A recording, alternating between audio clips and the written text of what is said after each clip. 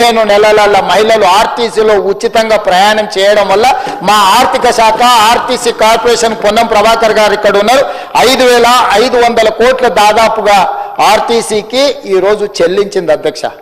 ఈ దేశంలోనే మహిళలకు రాష్ట్రంలో ఎక్కడి నుంచి ఎక్కడికైనా అమ్మగారింటికి వెళ్ళాలన్నా అమ్మవారిని దర్శించుకోవాలన్నా రాష్ట్రంలో ఎక్కడి నుంచి ఎక్కడికి వెళ్ళాలన్నా ఎక్కడ చేయి చూపించినా ఆ బస్సు ఆపి బస్సులో ఆడబిడ్డను ఎక్కించుకొని వాళ్ళు దగ్గర దించి ఈరోజు మహాలక్ష్మి పథకాన్ని ఆడబిడ్డలకు అమలు చేసిన రాష్ట్రం తెలంగాణ రాష్ట్రం. మనం చేసినాం అధ్యక్ష. ఇది ఒక గొప్ప అనుభూతి అధ్యక్ష, ఆడబిడ్డలకు ఆర్టీసీలో ఉచితంగా బస్సు ప్రయాణాన్ని ఇవ్వడం అనేది. అదేవిధంగా అధ్యక్ష, మహాలక్ష్మి పథకం ద్వారా 500 రూపాయలకి సిలిండర్ ఇస్తున్నాం అధ్యక్ష. ఆనాడు దీపం పథకం ద్వారా కట్టెల పొయ్యితోని ఊది ఆ పొగ ఊపిరితిత్తులకు పోయి కళ్ళలకు పోయి క్యాన్సర్ వచ్చి ఆడబిడ్డలు చచ్చిపోతుంటే శ్రీమతి సోనియా గాంధీ గారు ఆలోచన చేసి కట్టెల పొయ్యి నుంచి విముక్తి కలిగించాలి ఆడబిడ్డలకు అని ఆలోచన చేసి దీపం పథకం ద్వారా గ్యాస్ పొయ్యి సిలిండర్ అన్నిటినీ వాళ్లకు 400 రూపాయలకు ఆ రోజు సిలిండర్ ఇస్తే ధరలు పెరిగి 1200 అయింది అధ్యక్ష. మళ్ళీ కట్టెల పొయ్యి పరిస్థితి ఆడబిడ్డలకు వస్తే వాళ్ళకు విముక్తి కలిగించాలని 500 రూపాయలకి సిలిండర్ ఇవ్వాలి అని 500 రూపాయలకి సిలిండర్ ఇస్తున్న రాష్ట్ర ప్రభుత్వం మనది. ఆ శాఖ నిర్వహిస్తున్న ఉత్తమ్ కుమార్ రెడ్డి, ఆర్థిక మంత్రి బట్టి విక్రమార్క గారని నేను చెప్పదలుచుకున్న అధ్యక్ష. ఇదే కాదు, ఈరోజు పేదలకు వ్యవసాయానికి ఉచిత కరెంటు, మరి పట్టణాలలో లేకపోతే గ్రామాలలో ఉన్న పేదలు ఉచిత కరెంటు ప్రయోజనం మాకు రావడం లేదు, మీరు చూడాలి అని అంటే ప్రతి పేదవాడి ఇంటికి 200 యూనిట్ల వరకు ఉచితంగా కరెంటు ఇవ్వాలి అని చెప్పి ఈరోజు 50 లక్షల కుటుంబాలకు ఈరోజు 200 యూనిట్లు ఉచిత కరెంటు ఇవ్వడం ద్వారా ప్రతి పేదవాడి ఇళ్లల్లో వెలుగులు అందిస్తూ దాదాపుగా 1775 కోట్ల రూపాయలు గృహజ్యోతి పథకం ద్వారా ఈ ఉచిత పథకాన్ని ఈరోజు పేదలకు అందుబాటులోకి తీసుకొచ్చి ఆడబిడ్డల కళ్ళల్లో వెలుగులు చూస్తున్నాం అధ్యక్ష. ఇది మా ప్రభుత్వం సాధించిన విజయం. అదేవిధంగా 43 లక్షల మంది సిలిండర్లు ఈరోజు ఉపయోగించుకుంటున్నారు అధ్యక్ష. ఇదే కాదు, గ్రామీణ ప్రాంతాల్లో ఇప్పటి దగ్గర విద్య గురించి మాట్లాడాను, వాటి గురించి మళ్ళీ వాళ్ళు ఉన్నప్పుడు చెప్తాను అధ్యక్ష. ఒక మాట చెప్పదలుచుకుంది, గ్రామీణ ప్రాంతాలలో తండాలలో గూడాలలో మారుమూల పల్లెల్లో డే స్కూల్స్ కావచ్చు, రెసిడెన్షియల్ స్కూల్స్ కావచ్చు, 29,000 పైచిలకు స్కూల్స్ ఉన్నాయి అధ్యక్ష. దాదాపు 5,000 పైచిలకు స్కూళ్ళు సింగిల్ టీచర్ స్కూల్స్ ఆనాడు తండాలలో గూడాలలో వాళ్ళు మూసేసారు అధ్యక్ష. ఆ స్కూళ్ళు మూసేస్తే ఆ స్కూళ్లను ఎవరికో కాంట్రాక్టర్లు అక్కడ పనులు చేస్తుంటే ఆ స్కూళ్ళ నిర్వహణ సరిగ్గా లేకపోవడం వల్ల మహిళా సంఘాలకు ఆడబిడ్డలకు అమ్మ ఆదర్శ పాఠశాల పేరు మీద ఆ స్కూళ్ళ రిపేర్స్, రినోవేషన్, మెయింటెనెన్స్ మొత్తం ఆడబిడ్డలకు ఇచ్చి స్కూల్లో టీచర్లకు అక్కడ ఊడ్చేదానికి అటెండర్లు లేకపోతే ఆ డబ్బులు కూడా ఆడబిడ్డలకి ఇచ్చి ఈరోజు పాఠశాల నిర్వహణ ఆడబిడ్డలకు ఇచ్చినాం అధ్యక్ష. ఇదే కాదు అధ్యక్ష, రెసిడెన్షియల్ స్కూల్స్లలో దాదాపుగా 65 లక్షల మంది స్టూడెంట్స్కి బట్టలు ప్రభుత్వం ఇచ్చే 2 జతలు గతంలో కంపెనీలకు అమ్ముకొని కుట్టుగూళ్ళల్లో కూడా కమిషన్లు గత ప్రభుత్వం తీసుకుంటే గతంలో 25 రూపాయలు జతకు ఉంటే కుట్టకూళ్ళు ఈ మొత్తం బట్టలు కుట్టే మొత్తం కాంట్రాక్టును స్వయం సహాయక సంఘాలైన మహిళా సంఘాలకు ఇచ్చి 1,30,00,000 డ్రెస్సులు 75 రూపాయలు ఒక్క జత కుట్టడానికి కుట్టుగూళ్ళు ఇచ్చి ఆడబిడ్డలను ఆర్థికంగా బలోపేతం చేయడానికి ఆడబిడ్డలకు బదిలీ చేసిన చరిత్ర కాంగ్రెస్ పార్టీ అధ్యక్ష. ఇదే కాదు అధ్యక్ష, ఆడబిడ్డల్ని 1 కోటి మందిని కోటీశ్వరులను చెయ్యాలని ఏదైతే లక్ష్యంతో ముందుకు వెళ్తున్నామో ఈనాడు 65 లక్షల మంది ఈరోజు మనకు మహిళా సంఘాలలో సభ్యులు ఉన్నారు అధ్యక్ష. వాళ్ళకు పావలా వడ్డీ కానీ 0% వడ్డీ కానీ వాటి గురించి మా బట్టి గారు మళ్ళీ లెక్కలు చెప్తారు. వాళ్ళని ఈరోజు కోటీశ్వరులను చేయాలన్న ఆలోచనతో మంత్రులు పొన్నం ప్రభాకర్ గారు ఆర్థిక మంత్రి గారితో మాట్లాడి 1000 ఆర్టీసీ బస్సులు ప్రైవేట్ వాళ్ళ నుంచి రెంట్కు తీసుకోకుండా 1000 ఆర్టీసీ బస్సులు ఆడబిడ్డలకు కొనిచ్చి ఆర్టీసీ కార్పొరేషన్కి వాటిని కిరాయి పెట్టి 77,000 రూపాయలు ప్రతి నెల వాళ్ళకు వచ్చేటట్టుగా చేసి వాళ్ళని లక్షాధికారులు కోటీశ్వర్లు చేయడానికి 1000 ఆర్టీసీ బస్సులు ఆడబిడ్డలకు ఇచ్చినాం అధ్యక్ష. ఇదే కాదు అధ్యక్ష, ఈరోజు సోలార్ పవర్కి సంబంధించి సోలార్ పథకాల గురించి మనం ఇన్ని టీవీలలో పేపర్లో చూసినాం. సోలార్ పవర్ ఉత్పత్తి ఎవరు చేస్తారంటే అదానీ అంబానీలు టాటాలు బిర్లాలు చేస్తారు. అదానీ అంబానీలు టాటా బిర్లాలు సోలార్ పవర్ ప్రాజెక్టులు కడుతుంటే మా ఆడబిడ్డలు ఎందుకు కట్టలేరు, అదానీ అంబానీలతో మా ఆడబిడ్డలు ఎందుకు పోటీ పడలేరు అని మేము ఆలోచన చేసి 1000 మెగావాట్ల సోలార్ విద్యుత్ ఉత్పత్తి చేసే ఒప్పందాలను విద్యుత్ శాఖ ఆడబిడ్డలతోని చేసి ఇవాళ 1000 మెగావాట్ల యజమానులను సోలార్ పవర్ ప్రాజెక్టులలో ఆడబిడ్డల్ని చేసి కోటీశ్వరులను చేసిన మాట వాస్తవం కాదా అధ్యక్ష? ఇంతకుముందు మా మిత్రుడు చిట్టి అందిస్తున్నాడు బతుకమ్మ చీరల గురించి. బతుకమ్మ చీరల గురించి నేను ఎక్కువ చెప్పదలుచుకోలేదు అధ్యక్ష. ఎక్కువ చెప్తే కూడా బాగుండదు, ఎందుకంటే ఆ చర్చ ఎక్కడికి వెళ్తుందో కూడా నాకు తెలీదు. ఏ ఆడబిడ్డ అయినా పండుగ పూట ఆ చీర కట్టుకుంటుంది అధ్యక్ష? వాళ్ళు ఇచ్చిన గంటకే తీసుకెళ్లి పొలాలలో పిట్టలను బెదరగొట్టడానికే కట్టిరు అధ్యక్ష. చాలా పొలాలలో నేను చూసిన. సూరత్లో తూకానికి తెచ్చిరు అధ్యక్ష. 6.5 మీటర్లు చీర ఉంటే 1/2 మీటర్ దండి కొట్టి 6 మీటర్లు చేసి అందులో కూడా కోతలో తూకంలో దండి కొట్టి కమిషన్లు మింగి బతుకమ్మ చీరల పేరు మీదుగా దోపిడీకి పాల్పడితే వస్తేనే బతుకమ్మ చీరల్ని రద్దు చేసి 65 లక్షల మంది స్వయం సహాయక సంఘాలకు ఒక్క చీర కాదు 2 చీరలు మంచి చీరలు కట్టుకునే చీరలు ఉండాలని చేనేత కార్మికులకు కాంట్రాక్ట్ ఇచ్చి పండుగ పూట సారే చీర మన ఇంటికి ఆడబిడ్డ వస్తే ఎట్లా పెడతామో అంత మంచి చీరల్ని ఈరోజు ఆడబిడ్డలకు ఇచ్చి మీ సోదరుడు ఉన్నాడు ఈ రాష్ట్ర ముఖ్యమంత్రిగా, మీ ప్రభుత్వం ఉన్నది, మీరు పండుగ పూట కట్టుకునే చీరలు అని చెప్పి ప్రతి ఆడబిడ్డకు 2 చీరలు 2 జతల బట్టలు ప్రతి సంవత్సరం ఇవ్వడానికి 1,30,00,000 చీరలు చేనేత కార్మికులకు ఆర్డర్ ఇచ్చి ఆడబిడ్డల ఆత్మగౌరవం మన ప్రభుత్వం నిలబెట్టింది అధ్యక్ష. ఇది మాకు ఆడబిడ్డల పట్ల ఉన్న చిత్తశుద్ధి, నమ్మకము. మరి భావోద్వేగంతో కూడుకున్న బంధుత్వం అధ్యక్ష ఆడబిడ్డలతోటి. ఆడబిడ్డలు ఆనాడు ఇందిరమ్మను అమ్మ అన్నారా, తర్వాత ఎన్టీఆర్ను అన్న అన్నారు. ఈ రోజు నన్ను రేవంత్ అన్న అని పిలుస్తుండ్రు, అది నాకు సంతోషం అధ్యక్ష. ఒక ఆడబిడ్డ నేను వెళ్తూ ఉంటే మీరు చూసి ఉండొచ్చు, ఒక హాస్పిటల్ వెళ్ళి నేను ఎవరినో కాదు చంద్రశేఖరరావుని పరామర్శించి నేను దిగిపోతుంటే వెనకాల నుంచి రేవంత్ అన్న అని పిలిస్తే వెనకెళ్ళి ఆ ఆడబిడ్డను ఆదుకున్న అధ్యక్ష. నాకు అది సంతోషం. జీవితంలో ఏం కావాలి అధ్యక్ష? వేములవాడ టెంపుల్ గురించి శ్రీనివాస్ చెప్తున్నాడు. అక్కడైనా ఈరోజు ఒక అనుబంధంతో, ఒక బంధంతో, ఒక భావోద్వేగంతో తెలంగాణను అభివృద్ధి పదం వైపు నడిపించాలని మేము ప్రయత్నం చేస్తున్నాం అధ్యక్ష. ఆ ప్రయత్నంలో భాగంగానే గవర్నర్ గారు 4 మంచి మాటలు చెప్పిండు అధ్యక్ష. సాంప్రదాయాలను వారు గౌరవించినప్పుడు ఆ సాంప్రదాయాన్ని నిలబెట్టుకునే సంస్కృతి తెలంగాణ ప్రతినిధులమని చెప్పుకునే ఆ పార్టీకి, ఆ నాయకత్వానికి లేదా అధ్యక్ష? ఈ రకంగా ఇట్లా వ్యవహరిస్తే ఇది తెలంగాణకి మేలు చేస్తుందా? ఈ తెలంగాణ సమాజం వీటిని గమనిస్తలేరు అని అనుకుంటున్నారా అధ్యక్ష వీళ్ళందరని నేను అడుగుతున్నా అధ్యక్ష. అధ్యక్ష ఈరోజు ఈ తెలంగాణ ఉద్యమంలో మహిళలు లేరా అధ్యక్ష? వీరనారుల స్ఫూర్తి లేదా? చాకల ఐలమ్మ స్ఫూర్తి లేదా? సమ్మక్క సారలమ్మ స్ఫూర్తి లేదా? రాణి రుద్రమ్మ స్ఫూర్తి లేదా? ఈ తెలంగాణ ప్రాంతానికి ఆడబిడ్డలు నాయకత్వం వహించలేదా?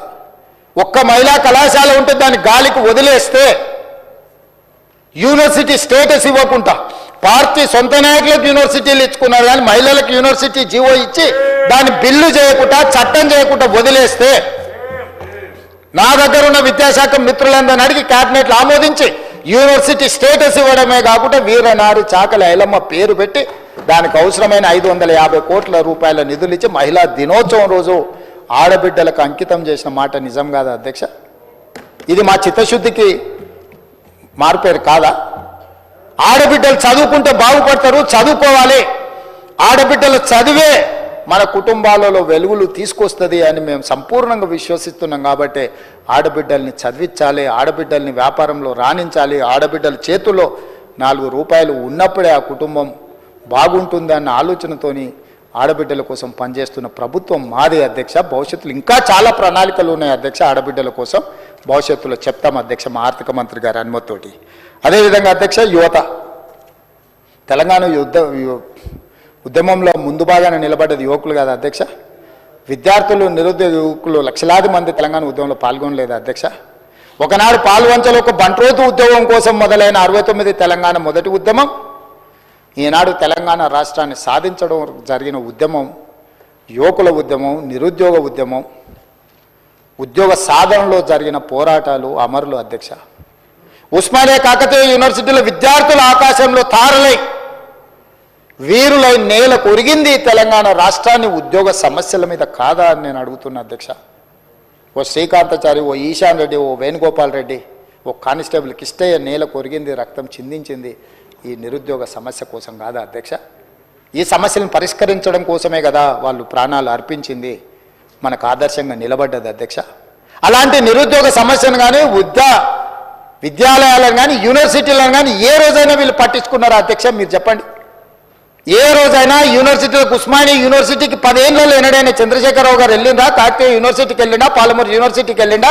శాతవాహన యూనివర్సిటీకి వెళ్ళిండా? మహాత్మా గాంధీ యూనివర్సిటీకి వెళ్ళిండా? ఏ యూనివర్సిటీకి వెళ్ళిండా నేను అడుగుతున్నా అధ్యక్ష.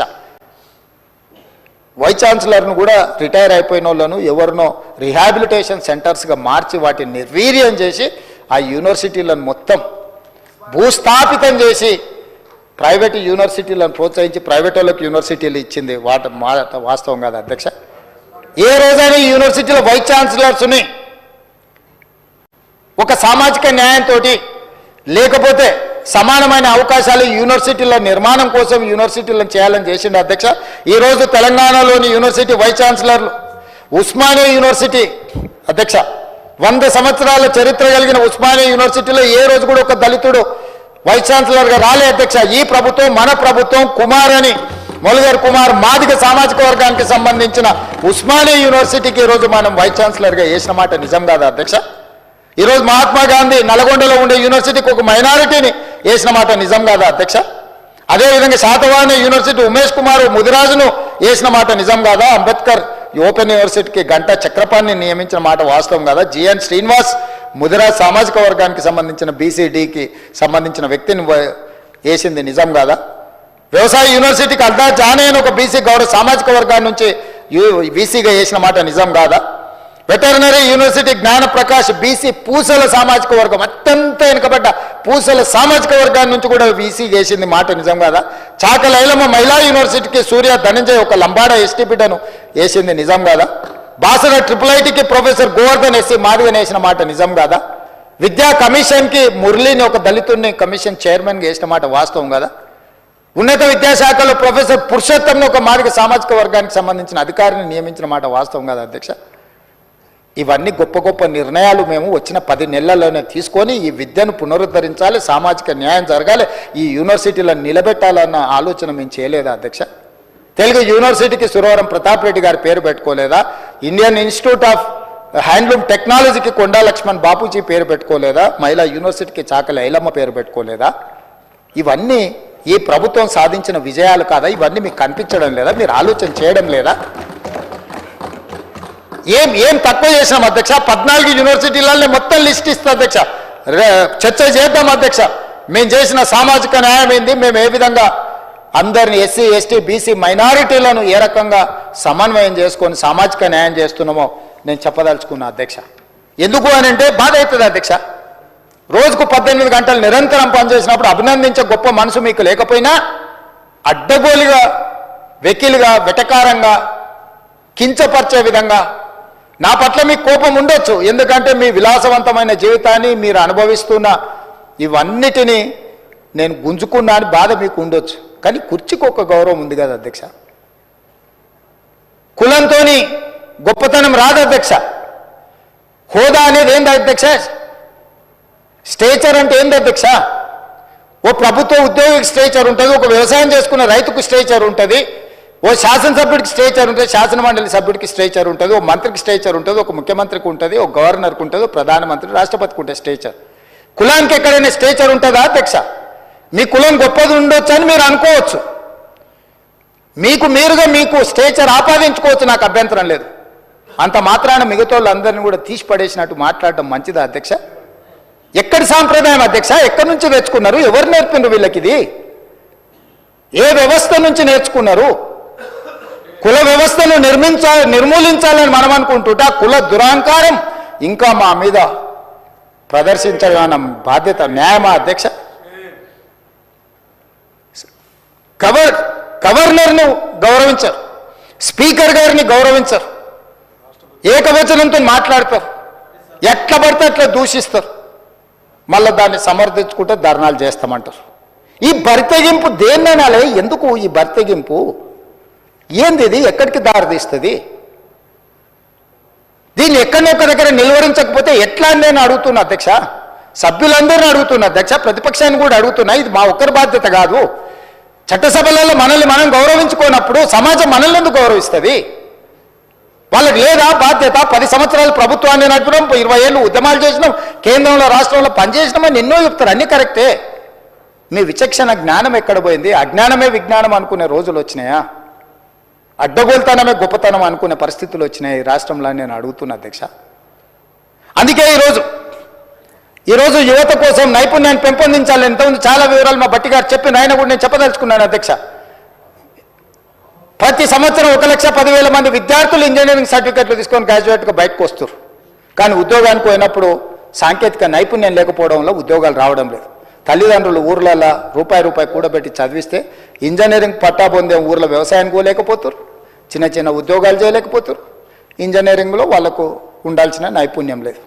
అందుకే ఆలోచన చేసి మిత్రుడు శ్రీధర్ బాబు గారు మిగతా మంత్రులందరితో నేను మాట్లాడి ఏం చేయాలి, ఇక్కడ ఎక్కడో గ్యాప్ ఉంది, రిక్వైర్మెంట్కి సప్లై అండ్ డిమాండ్లో గ్యాప్ ఉంది, దీన్ని ఏం చేయాలని మేధోమదనం చేసి మేధావులందరినీ కూర్చోబెట్టి కార్పొరేట్ కంపెనీలను కూర్చోబెట్టి పదే చర్చించిన తర్వాత యంగ్ ఇండియా స్కిల్స్ యూనివర్సిటీ సాంకేతిక నైపుణ్యాన్ని పెంపొందించాలి.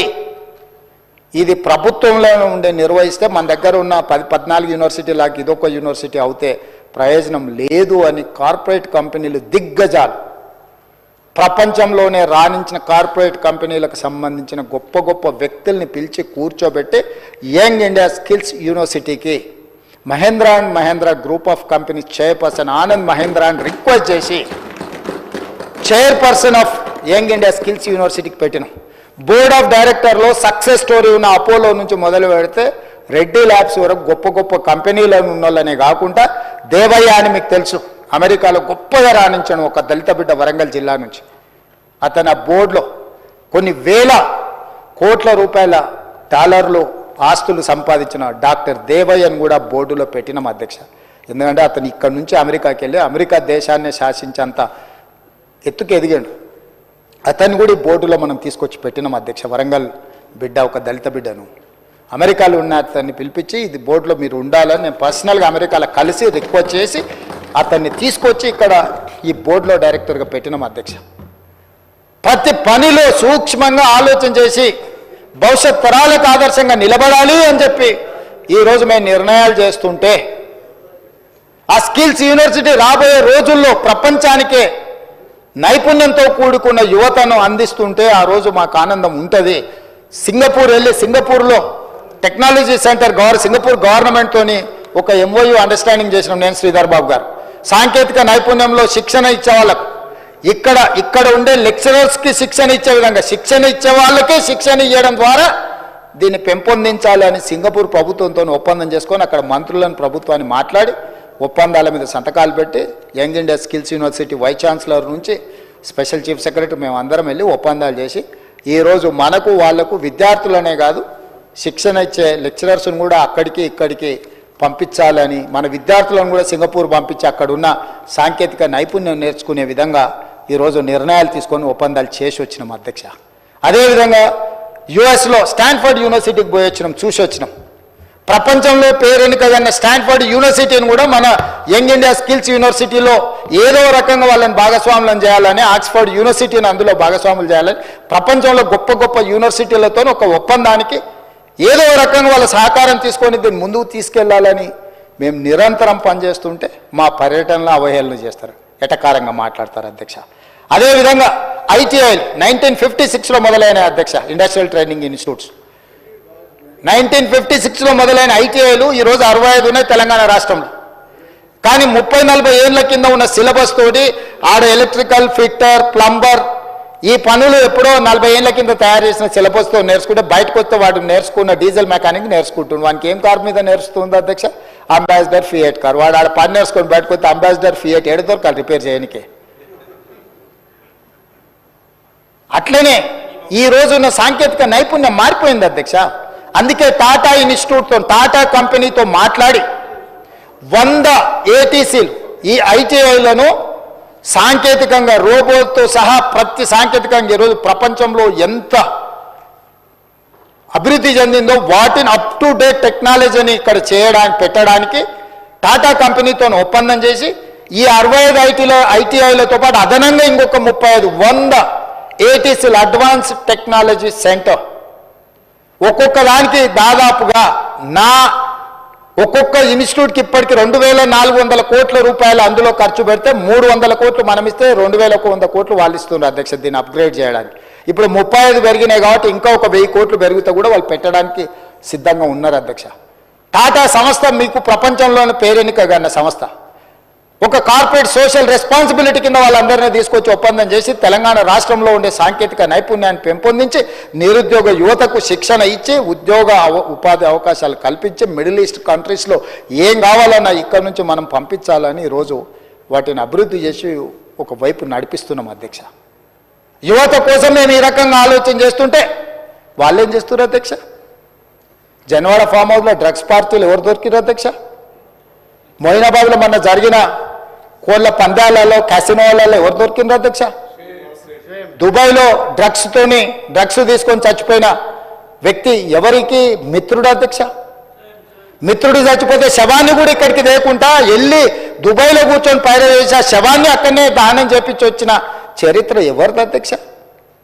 వీళ్ళ అధ్యక్ష యువత గురించి మాట్లాడేది. ఫామ్ హౌజులలో దీపావళి పండుగ రోజు వాళ్ళు మనం దీపావళి పండుగకి ఏం కాల్స్తాం అధ్యక్ష? చిచ్చుబుట్లు కాల్చుకుంటాం. వాళ్ళు సారా బుట్లు పెట్టుకొని డ్రగ్స్ పెట్టుకొని కొకేన్ పెట్టుకొని దావతులు చేసి మా బామ్మార్ది ఇంటికి పోతావా అంటాడు. ఏంది అధ్యక్ష? నీకు బామ్మార్ది ఉండొచ్చు, నీ బామ్మార్ది కళ్ళలో ఆనందం చూడడం నీకు ఇష్టం ఉండొచ్చు, కానీ ఇట్లాంటి వ్యవహారాలను ఈ ప్రభుత్వం క్షమించదు. ఫామ్ హౌజ్లలో కెసినో వాళ్ళు నడిపినా, ఫామ్ హౌజ్లలో కోడి పందాలు చేసినా, ఫామ్ హౌజ్లలో డ్రగ్స్ పార్టీలు చేసినా, దుబాయ్లో డ్రగ్స్ పార్టీ చేసినా రావాలి సభలకు అప్పుడు చెప్తా లేవనుకుంటుండు. మొత్తం రికార్డులు తెప్పించిన దుబాయ్ నుంచి అధ్యక్ష. ఎవరెవరికి ఎక్కడెక్కడ ఉన్నాయో అన్ని గుట్లు మట్లు అన్నీ ఉన్నాయి అధ్యక్ష. సందర్భం వచ్చినప్పుడు సమయం వచ్చినప్పుడు అన్నీ తీసి ఇప్పి ముందర పెడతా అధ్యక్ష. ఒక్కొక్క గుట్టు ఏదో తిట్టేసి మాట్లాడేసి కప్పిపుచ్చుకొని పోదామని అనుకుంటుండ్రేమో, అట్లేం కుదరదు అధ్యక్ష. ఇది యువత పట్ల వాళ్ళకున్న ఆలోచన, ఇది మాకున్న చిత్తశుద్ధి. అందుకే అధ్యక్ష అదేవిధంగా ఐఏఎస్లకు సివిల్స్కు ప్రిపేర్ అయ్యేటోళ్ళు ఉన్నారు, ఐఏఎస్ ఐపీఎస్లు. ఆ పిల్లలు ఢిల్లీకి వెళ్ళి కోచింగ్ సెంటర్లలో చదువుకుంటే పేదోళ్ళ పిల్లలు, ముఖ్యంగా లంబాడ పిల్లలు, ఆదివాసీ పిల్లలు కూడా ఉన్నారు. రూపాయి కూడా తల్లిదండ్రులు ఇవ్వలేని పరిస్థితి. వాళ్ళకి శిక్షణ ఇవ్వడానికి వాళ్ళకి సహాయం చేయాలని సింగరేణి నుంచి ఒక ప్రత్యేకంగా రాజీవ్ గాంధీ సివిల్స్ అభయహస్తం పథకాన్ని ప్రవేశపెట్టి ప్రిలిమ్స్ సెలెక్ట్ అయితే ₹1,00,000, మెయిన్స్కు సెలెక్ట్ అయితే ₹1,00,000, ప్రభుత్వం వైపు నుంచి ఉండడానికి వసతులు అన్నీ ఏర్పాటు చేసి తెలంగాణ నుంచి ఐఏఎస్లను, ఐపీఎస్లను, ఐఎఫ్ఎస్లను ఈ దళిత గిరిజన ఆదివాసీ బలహీన వర్గాల బిడ్డలు, మైనారిటీ బిడ్డలు రావాలి. ఈ రాష్ట్రమే కాదు ఈ దేశ నిర్మాణంలో భాగస్వాములు కావాలి వాళ్ళ ఐఏఎస్లు, ఐపీఎస్లు. అయితే ఏ రాష్ట్రంలో ఉన్న కేంద్రంలో ఉన్న ఈ తెలంగాణ అభివృద్ధికి పాటుపడతారని ఆ పిల్లల్ని భుజం తట్టి ప్రోత్సహించి జ్యోతిరావు పూలే భవన్కి పిలిపించి ఒక్కొక్కరికి అభినందించి వాళ్ళకి చెక్కులు ఇచ్చిన చరిత్ర మాది అధ్యక్ష. ఎన్నడన్నా సివిల్స్కు ప్రిపేర్ అయ్యేటోళ్ళని కనీసం అభినందించరా, బుక్కెడ్ భువనన్న పెట్టినరా అని నేను అడుగుతున్నా అధ్యక్ష. అమరవీరులు మీకు పట్టారు, ఉద్యమకారులు మీకు పట్టారు, నిరుద్యోగులు మీకు పట్టారు, పోనీ కెరీర్ను ఎన్నుకొని కష్టపడి చదువుతున్న విద్యార్థులు మీకు పట్టరు. ఎవరు పడతారా మీకు? కమిషన్లు ఇచ్చే కాంట్రాక్టర్లు, దావతులు ఇచ్చే దోస్తులు, వీళ్ళేనా అధ్యక్ష మీకు కావాల్సిన వాళ్ళు ఎప్పటికీ శాశ్వతంగా? అందుకే ఆ విధానాన్ని మార్చాలని 15 నెలల ప్రతిరోజు కృషి చేసుకుంటూ, ప్రతిరోజు ఆలోచన చేసుకుంటూ ముందుకు వెళ్తున్నాం అధ్యక్ష. ఇది యువత పట్ల మాకున్న చిత్తశుద్ధి అధ్యక్ష. అదేవిధంగా అధ్యక్ష ఉద్యోగాలు మేమిచ్చిన నోటిఫికేషన్ అంటారు, ఏం వెళ్ళింది కానీ తోక వెళ్ళలేదు అంటారు. తోక కూడా తీయని సన్నాసులు మీరెందుకని నేనంట. 10 ఏళ్ళ వినోద్రావు ఓడిపోతే ఎంబడే ప్లానింగ్ కమిషన్ వైస్ చైర్మన్ ఇచ్చారు, కవిత గారు ఓడిపోతే ఎంబడే ఎమ్మెల్సీకి ఇచ్చారు, ఖాళీగా ఉన్న సంతోష్ గారికి మీరు రాజ్యసభ ఇచ్చారు, మీ ఇంట్లో ఉన్న అందరికీ ఉద్యోగ ఉపాధి అవకాశాలు కల్పించారు. మరి తెలంగాణ తెచ్చుకున్నదే ఉద్యోగాల కోసము, తెలంగాణ కోసం కొట్లాడిందే ఉద్యోగాల కోసం, తెలంగాణ కోసం అమరులైందే ఉద్యోగాల కోసం. అయితే ఆ ఉద్యోగ నోటిఫికేషన్లు 10 ఏళ్ళు ఎందుకు ఇవ్వలేదు? ఎందుకు నియామకాలు చేపట్టలేదు? ఈరోజు గర్వంగా మీరు గతంలో 10 ఏళ్ళలో మీరు నోటిఫికేషన్లు ఇచ్చింది తక్కువ, ఇస్తే కూడా ఒకవేళ పరీక్షలు పెట్టింది తక్కువ. అందులో పెట్టిన పరీక్షల ప్రశ్నాపత్రాలు జిరాక్స్ సెంటర్లలో పల్లి బఠానీలాకు అమ్మి తెలంగాణ పబ్లిక్ సర్వీస్ కమిషన్ ప్రతిష్ట దిగజార్చి సర్వనాశనం చేసి తెలంగాణను లోపభూయిష్టంగా తెలంగాణ ప్రతిష్టను మంట కలిపితే డిసెంబర్ 7, 2023 నాడు మొదలుపెట్టి ఈ తారీఖు వరకు 57,924 ప్రభుత్వ ఉద్యోగాలు ఇచ్చిన ప్రభుత్వం నాది. ఈ దేశ చరిత్రలోనే రికార్డ్. స్వతంత్రం వచ్చినప్పటి నుంచి ఏ రాష్ట్రమైనా నేను సవాలు విసురుతున్న అధ్యక్ష తమ ద్వారా ప్రతిపక్ష పార్టీకి మొదటి సంవత్సరంలో 57,924 ఉద్యోగాలు ఇచ్చిన రాష్ట్ర ప్రభుత్వం ఏదైనా ఉంటే ఏ రాష్ట్రమైనా సరే ఇంక్లూడింగ్ కాంగ్రెస్ గవర్నెన్స్ ఉన్న రాష్ట్రాలు కూడా ఇవ్వలేకపోయినాయి. మన రాష్ట్ర ప్రభుత్వం డిసెంబర్ 7, 2023 తర్వాత ఈనాటి వరకు ఇన్ని ప్రభుత్వ ఉద్యోగాలు అందించిన చరిత్ర మాది అధ్యక్ష, మనది అధ్యక్ష. మనందరం కలిసి నా మంత్రివర్గ సహచరులు వివిధ శాఖలలో కష్టపడి ఇవన్నీ ప్రభుత్వ ఉద్యోగాలు అధ్యక్ష. మీకు ఒక లెక్క చెప్పాలి అధ్యక్ష, 2023 జూలై నుంచి సెప్టెంబర్ వరకు నిరుద్యోగ రేటు 22.9% ఉంటే 2024 జూలై నుండి సెప్టెంబర్ వరకు 18.1% తగ్గింది అధ్యక్ష. తెలంగాణ రాష్ట్రంలో నిరుద్యోగ సమస్య 22.9% నుంచి 18.1% నిరుద్యోగ సమస్యను తగ్గించిన చరిత్ర మా ప్రభుత్వం. ఈ లెక్కలు నేను చెప్పట్లేదు, కేంద్ర గణాంక శాఖ నిర్వహించిన లేబర్ ఫోర్స్ సర్వే అధ్యక్ష. గవర్నమెంట్ ఆఫ్ ఇండియా అఫీషియల్గా ఇచ్చిన సర్వే రిపోర్ట్ అధ్యక్ష. This is not any Congress party or any our own survey people ఇచ్చిన రిపోర్ట్ కాదు అధ్యక్ష. నిరుద్యోగ సమస్యను తగ్గించిన రాష్ట్రంలో తెలంగాణ రాష్ట్రం ముందు బాగానే నిలబడ్డది అధ్యక్ష. ఇవన్నీ మా కష్టానికి, మా పోరాటానికి, మేము చేసిన ప్రయత్నానికి ప్రతిఫలం అధ్యక్ష. అదేవిధంగా అధ్యక్ష, ఇప్పుడు అంగన్వాడీల మా సీతక్క 14,236 పోస్టులు, అదేవిధంగా గ్రామ పాలనా అధికారులు ఉన్న వివిధ డిపార్ట్మెంట్లలో వీళ్ళందరినీ అడ్జస్ట్ చేసి 10,954 పోస్టులు శ్రీనివాస్ రెడ్డి గారు దీంట్లో.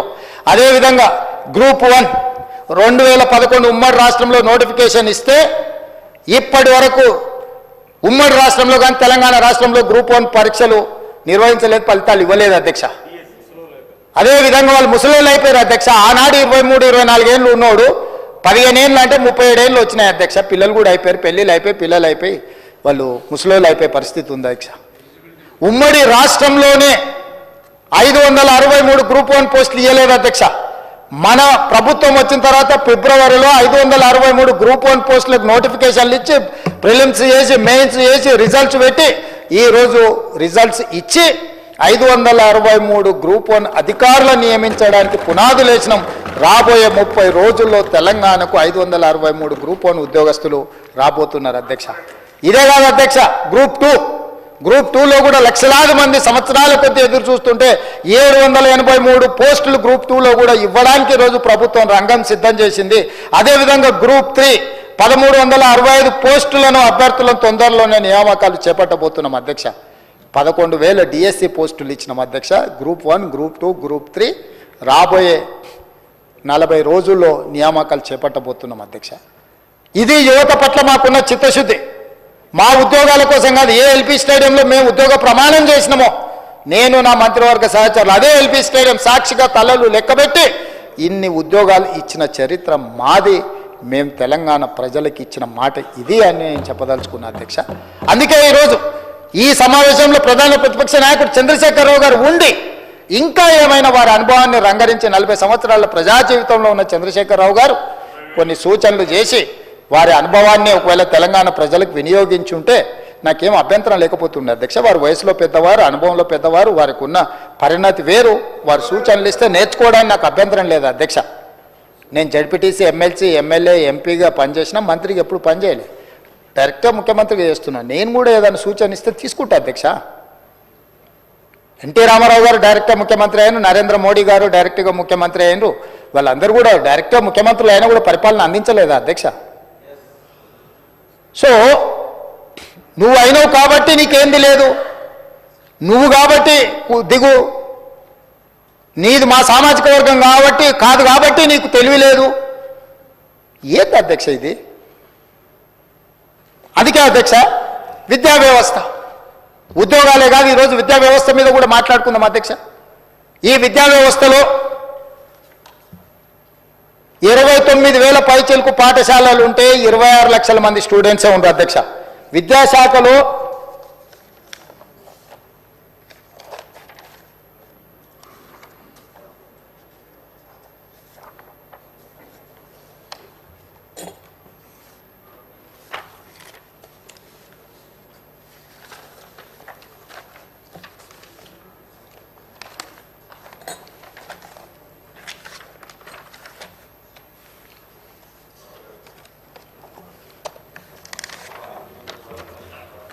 విద్యాశాఖలో అధ్యక్ష ప్రభుత్వ పాఠశాలలు 2014-15లో 24,85,000 మంది విద్యార్థులు ఉన్నారు అధ్యక్ష. నాడు 2023-24 సంవత్సరానికి వచ్చే వరకల్లా 18,06,000 మంది విద్యార్థులు అయినారు అధ్యక్ష. 27.30% ప్రభుత్వ పాఠశాలల విద్యార్థులు తగ్గిపోయినారు అధ్యక్ష. దాదాపుగా 7 లక్షల మంది ప్రభుత్వ తెలంగాణ రాష్ట్రం ఏర్పడ్డ తర్వాత తెలంగాణ రాష్ట్రం వచ్చిన రోజు 24,85,000 మంది ప్రభుత్వ పాఠశాలల్లో తెలంగాణలో విద్యార్థులు చదువుకుంటుంటే 23-24 సంవత్సరానికి ఘనత వహించిన చంద్రశేఖరరావు గారు ఇంతకుముందు వారు విద్యాశాఖ పట్ల ముఖ్యమంత్రి గారు సమయం లేదు, శాఖను పట్టించుకుంటలేరన్నారు. వివరాలు మా బట్టి గారు చెప్పిండ్రు, అంత లోతుకి వెళ్ళదలుచుకోవాలి. కానీ ఒక విషయం చెప్పదలుచుకున్నా, వారు బాధ్యత తీసుకున్న రోజు 24,85,000 మంది విద్యార్థులు ఉంటే వాళ్ళు దిగిపోయే నాటికి అది 18,06,000 మందికి పడిపోయింది అధ్యక్ష. 27.30% విద్యార్థులు ప్రభుత్వ పాఠశాలలలో పడిపోయినరు. ఈరోజు ప్రైవేట్లో 11,000 పైచలకు పాఠశాలలు ఉంటే 36 లక్షల విద్యార్థులు చదువుకుంటుంటే 29,000 పాఠశాలలు ప్రభుత్వంలో ఉంటే 24 లక్షల మంది ఈరోజు ప్రభుత్వంలో లెక్కలు తేలుతున్నాయి అధ్యక్ష. Residential, private school, residential and day schools మొత్తం లెక్క కడితే ఇంత నిర్వీర్యాన్ని చేసి మొత్తం ప్రైవేట్ కార్పొరేట్ కంపెనీలకు అప్పచెప్పాలి అని ఆంధ్ర నుంచి వచ్చిన ఇన్స్టిట్యూట్లకు మొత్తం విద్యా వ్యవస్థని అప్పచెప్పేసి మీరు వదిలేస్తే విద్యా కమిషన్ వేసి ఫీజుల నుంచి స్ట్రక్చర్ చేయాలి, విద్యాశాఖను ప్రక్షాళన చేయాలని, సమూలమైన మార్పులు తీసుకురావాలని అన్ని రకాలుగా తాపత్రయపడి డిఎస్సి నోటిఫికేషన్ ఇచ్చి టెట్ పరీక్షలు 55 రోజులలో నిర్వహించి 11,000 మంది టీచర్ల నియామకం చేసిన అధ్యక్ష. 10 సంవత్సరాలు ప్రమోషన్లు లేకుండా ఉన్నా 20 సంవత్సరాలు ప్రమోషన్లు లేకుండా ఉన్నారు, 10 సంవత్సరాలు ట్రాన్స్ఫర్స్ లేకుండా ఉన్నారు. 20 ఏళ్ళ ప్రమోషన్లను లాంగ్వేజ్ పండిట్స్తో సహా 22,000 మందికి ప్రమోషన్లు ఇచ్చిన 36,000 మంది టీచర్లకు బదిలీలు చేసి చిన్న వివాదం లేకుండా టీచర్ల బదిలీలు చేసిన అధ్యక్ష. ఐఏఎస్లను బదిలీ చేయడం అల్క, కానీ టీచర్లను బదిలీ చేయడం ఎంత కష్టమో నీకు తెలియదా అధ్యక్ష? ఎంత చైతన్యం ఉంటుంది వాళ్ళలో? అయినా చిన్న వివాదం లేకుండా 36,000 మంది టీచర్లను బదిలీ చేసిన అధ్యక్ష. 11,000 మంది టీచర్ల నియామకాలను చేపట్టిన, 14 యూనివర్సిటీలకు వైస్ ఛాన్సలర్లను నియమించిన అధ్యక్ష నేను విద్యాశాఖ బాధ్యత తీసుకున్న తర్వాత. ఇది నా చిత్తశుద్ధి. 40% డైట్ ఛార్జెస్ పెంచిన, 200% కాస్మెటిక్ ఛార్జెస్ పెంచిన. ఎవరుంటారు అధ్యక్ష ఈ diet charges, cosmetic charges? SC, ST, BC మైనారిటీల పిల్లలు లేరా? ఆ పిల్లలు మా పిల్లలైనా పాఠశాలకు వెళ్ళి వాళ్ళతో పాటు కూర్చొని సహబంతి భోజనం చేసి నా ఐఏఎస్ ఐపీఎస్ అధికారులను నెలకొకసారి ఖచ్చితంగా పాఠశాలలో వెళ్ళి భోజనం చేయండి అని ఈరోజు పర్యవేక్షిస్తున్న మాట వాస్తవం కాదా అధ్యక్ష? ఈ రకంగా ప్రక్షాళన చేసి పేరుకపోయిన చెత్తను తొలగించి మీరు చేసిన పాపాలను కడుక్కుంటూ ఈరోజు పూర్తి స్థాయిలో మేము ప్రయత్నం చేస్తుంటే మమ్మల్ని కించపరిచే విధంగా young India integrated residential schools అధ్యక్ష 58-11,000 కోట్లతో ఇచ్చిన 100 కాన్స్టిట్యున్సీలకు 100 ఇయ్యాలని 20 నుంచి 25 ఎకరాలల్లో each young India integrated residential స్కూల్కు 200 కోట్లు ఇచ్చి ఒక unique concept, SC, ST, BC minority పిల్లలు ఒక్కొక్క స్కూల్లో 2,500 మంది మినిమం ఉండాలి అని ఈరోజు వాళ్ళందరిని ఇచ్చేసి ఈరోజు వాళ్ళందరినీ ఒక లైనప్ చేసి ఆ పిల్లల కోసం మేము తాపత్రయపడుతుంటే, ఇంటర్నేషనల్ స్టాండర్డ్స్లో మేము కడుతుంటే ఒక యూనిక్ కాన్సెప్ట్ తీసుకొచ్చినప్పుడన్నా అభినందించడానికి మనసు రావాలి కదా అధ్యక్ష? ఇందులో మా స్వార్థం ఏముంది అధ్యక్ష? ఏమన్నా మా పార్టీ కార్యకర్తల కోసం కట్టించిన రిహాబిలిటేషన్ సెంటర్ ఇదేమన్నా? ఈ పేదోళ్ళ కోసమే కదా మేము చేస్తున్నది అధ్యక్ష. అదేవిధంగా ఈరోజు వాళ్ళు ఏదైతే మాట్లాడదలుచుకుంటారో, ఏదైతే చెప్తున్నారో మా మీద బురద జల్లాలన్న ఆలోచన తప్ప లేకపోతే ఇదే కాదు అధ్యక్ష. పోలీసులు 1,00,000 మంది పోలీసులు ఉన్నారు అధ్యక్ష. మనం ప్రశాంతంగా ఈరోజు నిద్రపోగలుగుతున్నాము, మన కుటుంబాలతో ప్రశాంతంగా ఉండగలుగుతున్నాం అంటే పోలీసు రక్షణ వ్యవస్థ ఉండబట్టే అధ్యక్ష. అలాంటి పోలీసులకు వాళ్ళ పిల్లల చదువుల కోసం సమయం లేకపోవడం, రోజుకి 24 గంటలు ప్రభుత్వ ఉద్యోగంలోనే ప్రజా జీవితంలోనే పోలీసుల జీవితాలు కాలగర్భంలో కలిసిపోతున్నాయని పోలీసుల పట్ల ఒక ప్రత్యేకమైన సానుభూతి చూపించి మంచిర్యాలలో 50 ఎకరాల యంగ్ ఇండియా పోలీస్ స్కూల్ అని చెప్పి కేవలం పోలీస్ పిల్లలు, హోంగార్డ్ నుంచి డీజీపీ పిల్లల వరకు ఎవరైనా ఆ స్కూల్లో సమానమే.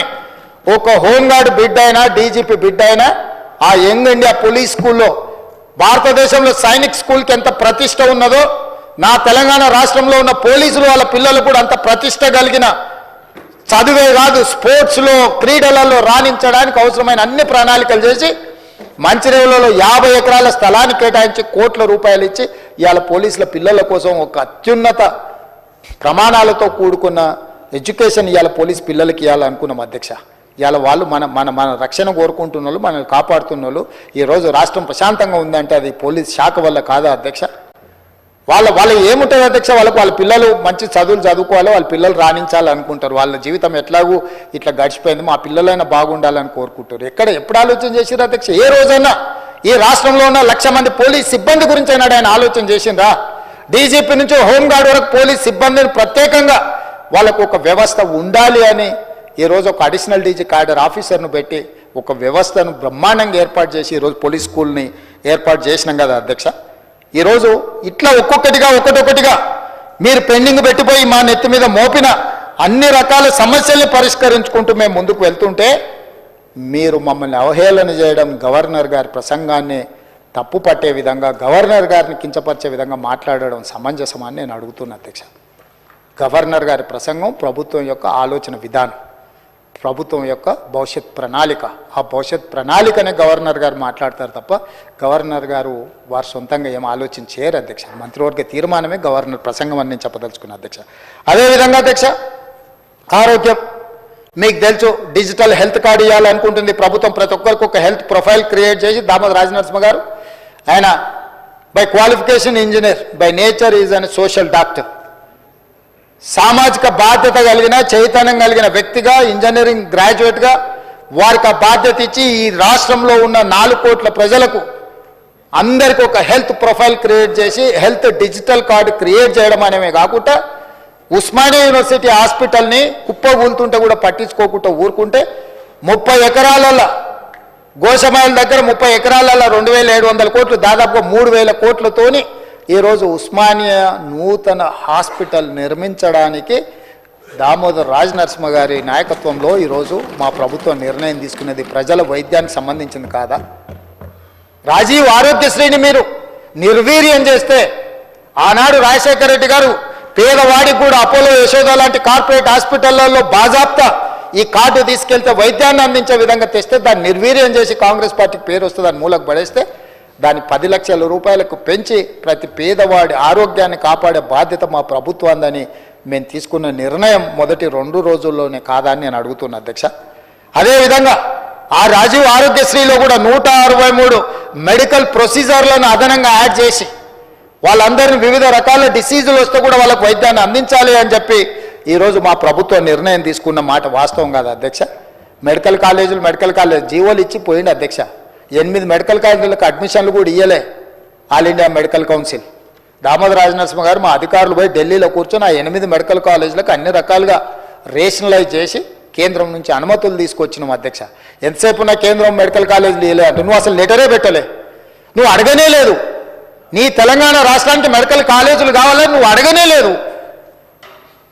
నువ్వు చేసిన తప్పిదాలను కప్పిపుచ్చుకోవడానికి మన మీద నెట్టేసి ఒకటి కేంద్రం మీద, ఒకటి ప్రతిపక్షం మీద, ఒకటి పాలకపక్షం మీద, ఒకటి కాంగ్రెస్ పార్టీ మీద, ఊరి మీద, అందరి మీద నెట్టేసి నీ పాపాలన్నీ కడుక్కోవాలనుకుంటే రికార్డులు అక్కడ ఉంటాయి కదా అధ్యక్ష.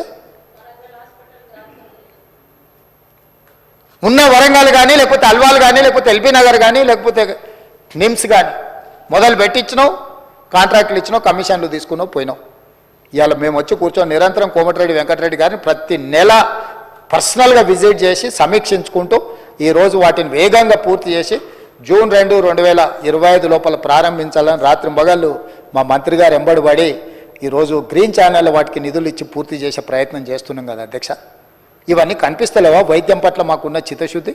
ఎక్కడైనా చిన్న సంఘటన జరిగితే దాన్ని తీసుకొని చిలువలు పలువలు చేసి దాన్నే మొత్తం ప్రచారం చేసి మొత్తం వ్యవస్థ కుప్పగూలిందని అంటే అందులో సమస్యలు లేవనెత్తుతున్నట్టు కనిపిస్తలేదు అధ్యక్ష. వాళ్ళ పైశాచిక ఆనందం కనిపిస్తుంది, సంతోషంతో గంతులేస్తున్నట్టు కనిపిస్తున్నారు అధ్యక్ష. సమస్యలు లేవనెత్తుతే ఇప్పుడు కమ్యూనిస్టు సోదరులు ఉన్నారు, ఎక్కడైనా ఏదైనా సంఘటన చేస్తే సమస్యలు లేవనెత్తారు, దానికోసం నిరసన చేస్తారు, దానికోసం వీధుల్లోకి వస్తారు. వాళ్ళు చెప్తే ఏదంటే మేము సావధానంగా దాన్ని అరే ఒక ఇష్యూని రేజ్ చేస్తున్నారు, దీన్ని మనం అటెన్షన్తో ఉండాలి అని అధికారులకు అందరూ సూచన. మీరెక్కడ అధ్యక్ష? మీరు అదొదిలేసి పైశాచిక ఆనందం ఏంది అధ్యక్ష? అసలు అసలు తాండవం చేస్తుంటారు అధ్యక్ష. ఎక్కడన్నా పొద్దున లేవగానే టీవీ బ్రేకింగ్ చూసినా, పేపర్ తీసినా, ఎవరైనా చచ్చిపోయి అనగానే కుటుంబం అంతా తలుపులు మూసుకొని గంతులు వేస్తారు. ఇది ఎక్కడి పైశాచిక ఆనందం అధ్యక్ష? ట్విట్టర్ చూడండి మీరు. అదేవిధంగా అధ్యక్ష, ఇన్ఫ్రాస్ట్రక్చర్ నూతనంగా తెలంగాణ రాష్ట్రానికి ఒక గొప్ప ఇన్ఫ్రాస్ట్రక్చర్ ఉండాలి. హైదరాబాద్ నగరం అంతర్జాతీయ నగరం కావాలి, ప్రపంచ దేశాలతో పోటీ పడాలి. పక్కనున్న బెంగళూరు, ముంబయో, లేకపోతే చెన్నైయో, లేకపోతే ఢిల్లీయో కాదు, న్యూయార్క్, టోక్యో, సియోల్ లాంటి నగరాలతో పోటీ పడాలని ఈరోజు మన వల్ల అయింది మనం చేసి కేంద్ర ప్రభుత్వం సహకారం తీసుకోవాలని మా ప్రభుత్వం చేస్తుంది. నిన్న మన ఆయన పదే ఢిల్లీ పోతున్నాడు అనేది అన్నాడు అధ్యక్ష. లిస్టు కూడా చెప్పదలుచుకున్నాను నేను ఇప్పుడు ఈ సందర్భంగా.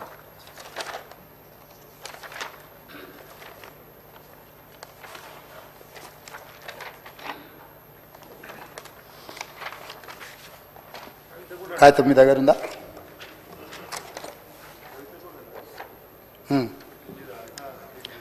ఢిల్లీకి ఏమైనా గోటీలు ఆడుకోనికి పోతున్నా అధ్యక్ష. నేనేమన్నా 32 సార్లు పోయినా అధ్యక్ష ఢిల్లీకి, ఒక్కసారి కాదు. భవిష్యత్తులో ఇంకా 300 సార్లు అయినా పోతాం అధ్యక్ష. ఈ 15 నెలల్లో నేను 32 సార్లు ఢిల్లీకి పోయినా. 32 సార్లలో 3 సార్లు ప్రధానమంత్రిని కలిసిన, మిగతా అందరు కేంద్ర మంత్రులను కలిసిన, ఇంక్లూడింగ్ కిషన్ రెడ్డితో సహా, బండి సంజయ్తో సహా ప్రతి ఒక్కరిని కేంద్ర మంత్రులను కలిసినాం. అసలు కేంద్ర రాష్ట్ర ప్రభుత్వాల యొక్క సత్సంబంధాలు, రాజ్యాంగంలో పొందుపరిచిన విధానాలను వీళ్ళు మర్చిపోతే అధ్యక్ష. కేంద్ర రాష్ట్ర ప్రభుత్వాల మధ్యలో ఉండాల్సిన, కొనసాగించాల్సిన సత్సంబంధాలు, కేంద్ర ప్రభుత్వ పరిధిలో ఉండే అంశాలు, రాష్ట్ర ప్రభుత్వ పరిధిలో ఉండే అంశాలు, కేంద్రం రాష్ట్ర పరిధిలో ఇద్దరిలో కలిసి ఉండే అంశాల ప్రాతిపదికన నిర్ణయాలు జరుగుతాయి అధ్యక్ష. అనుమతులు ఇవ్వాలి, నిధులు ఇవ్వాలి, దానికి సంబంధించిన విషయాలను మనం కేంద్రానికి విడమర్చి చెప్పాలి. ఈరోజు నేను ఢిల్లీకి వెళ్ళినప్పుడల్లా ఢిల్లీకి పోయినా కలిసిన నరేంద్ర మోడీ గారిని, దేశ ప్రధానమంత్రి. ఈ దేశ ప్రధానమంత్రిని గౌరవించే సంస్కృతి నాకున్నది, మీకు లేకపోవచ్చు. మీరు కేసుల కోసమే చీకట్లో గెలుచుకుంటూ ఉండొచ్చు. మీరు మీ సంపాదనను కాపాడుకోవడానికి మీరు ఎవరైనా కాళ్ళు పట్టుకోవచ్చు. నాకే ఉంది, బాజాప్తా గెలిచిన బడేబాయ్ అన్నాడు. Yes, on the floor, on record. నేను మళ్ళీ ఒకసారి చెప్పదలుచుకుని, దేశ ప్రధానమంత్రి ఏ రాష్ట్ర ముఖ్యమంత్రికైనా పెద్దన్న లాంటి వాడే. రాష్ట్రాల ముఖ్యమంత్రులు, రాష్ట్రాల కూడికనే కేంద్రము. రాష్ట్రాలలో ఉండే ముఖ్యమంత్రులకు ప్రధానమంత్రి పెద్దన్న లాంటి వాడు. ప్రధానమంత్రి తీసుకునే నిర్ణయాలు, కేంద్ర మంత్రివర్గం తీసుకునే నిర్ణయాలకు రాష్ట్రాల అభివృద్ధి కోసం ఉపయోగపడుతుంది. ఇందులో రాజకీయం ఏముంది అధ్యక్ష? రాజకీయాలు వచ్చినప్పుడు ఆయన భారతీయ జనతా పార్టీ నాయకుడు, నేను కాంగ్రెస్ పార్టీ నాయకుడిని. నా పార్టీ ప్లాట్ఫామ్ మీదకి వచ్చినప్పుడు నా పార్టీ విధానం మాట్లాడతా. ప్రభుత్వం వచ్చినప్పుడు కేంద్ర ప్రభుత్వం తీసుకోవాల్సిన సహకారం తీసుకుంటా. వెళ్ళినప్పుడు శంకర్ వచ్చాడు మిత్రుడు కొన్నిసార్లు. రేపు వెళ్ళాలి చూస్తే మహేశ్వర్ రెడ్డి గారిని అయినా తీసుకొని వెళ్తా. ఒకవేళ వాళ్ళు పరిచయాలు ఉన్నాయి, దానివల్ల తెలంగాణ రాష్ట్రానికి ఉపయోగపడతాను. కిషన్ రెడ్డి గారిని 4 సార్లు కలిసినాం, మాట్లాడినాం, 5 సార్లు మాట్లాడినాం. నాకేముంది అధ్యక్ష? ప్రజలు నిర్మలా సీతారామన్ గారిని, లేకపోతే అమిత్ షా గారిని, అందరినీ కలిసిన అధ్యక్ష. నేను కలవని మంత్రి ఎవరైనా కేంద్రంలో ఉన్నాడా?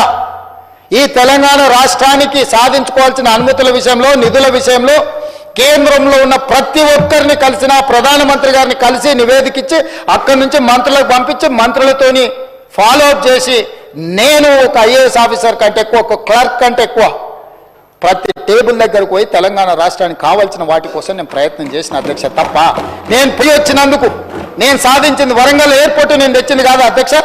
రీజనల్ రింగ్ రోడ్డు నార్త్ ఉత్తర భాగం టెండర్లకు వచ్చింది నా వల్ల కాదు అధ్యక్ష. 4,000 కోట్ల ప్రపంచ బ్యాంక్ హెల్త్ ప్రాజెక్టు అప్రూవల్ తీసుకొచ్చింది నేను కాదు అధ్యక్ష. డిఫెన్స్ ల్యాండ్స్ ఎక్స్చేంజ్ కంటోన్మెంట్లో రాజశేఖర రెడ్డి గారు ఉన్నప్పుడు, మన్మోహన్ సింగ్ గారు ఉన్నప్పటి నుంచి 20 ఏళ్ళ నుంచి మొదలు పెడితే ఈ రోజు వరకు కంటోన్మెంట్లో డిఫెన్స్ ల్యాండ్స్ రాలేదు అధ్యక్ష. వీళ్ళు 10 ఏళ్ళు కూడా వేయలేకపోయారు అధ్యక్ష.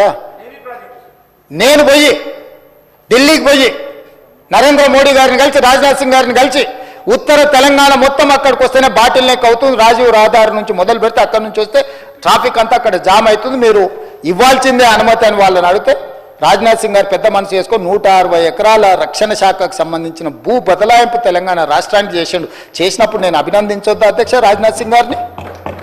తప్పేముంది అధ్యక్ష? తెలంగాణ రాష్ట్ర ప్రయోజనాల కోసం, అభివృద్ధి కోసం ఒక మంత్రి సహకరించినప్పుడు ఆ మంత్రి మాకు సహకరించిందని చెప్పడానికి బేసిజాలు ఎందుకు అధ్యక్ష? విధానపరమైన అంశాలలో మాకు వేరే అభిప్రాయం ఉండొచ్చు, కానీ అభివృద్ధికి వచ్చినప్పుడు తెలంగాణకు సహకరించిన వాళ్ళను మనం ఎందుకు అభినందించొద్దు అధ్యక్ష?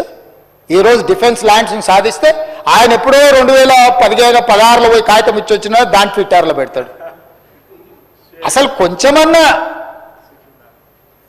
అదేదో మా ఆది శ్రీనివాస్ అన్నది ఉండాలి కదా అధ్యక్ష.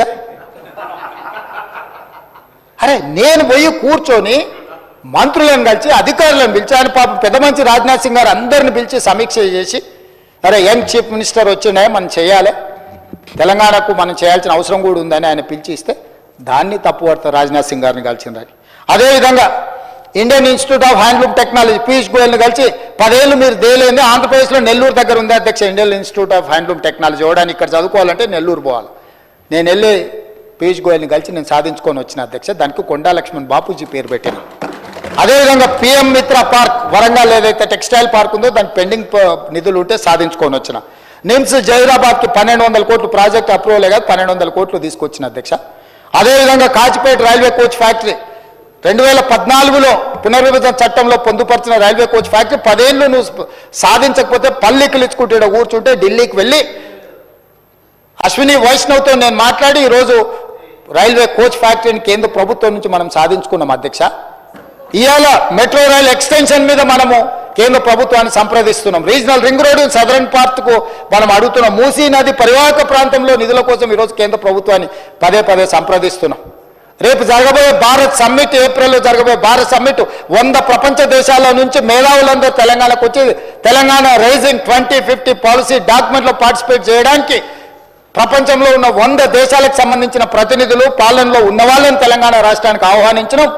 మీరు విదేశాంగ శాఖ మాకు సహకరించాలని జైశంకర్ను కలిసి రిక్వెస్ట్ చేసినాం.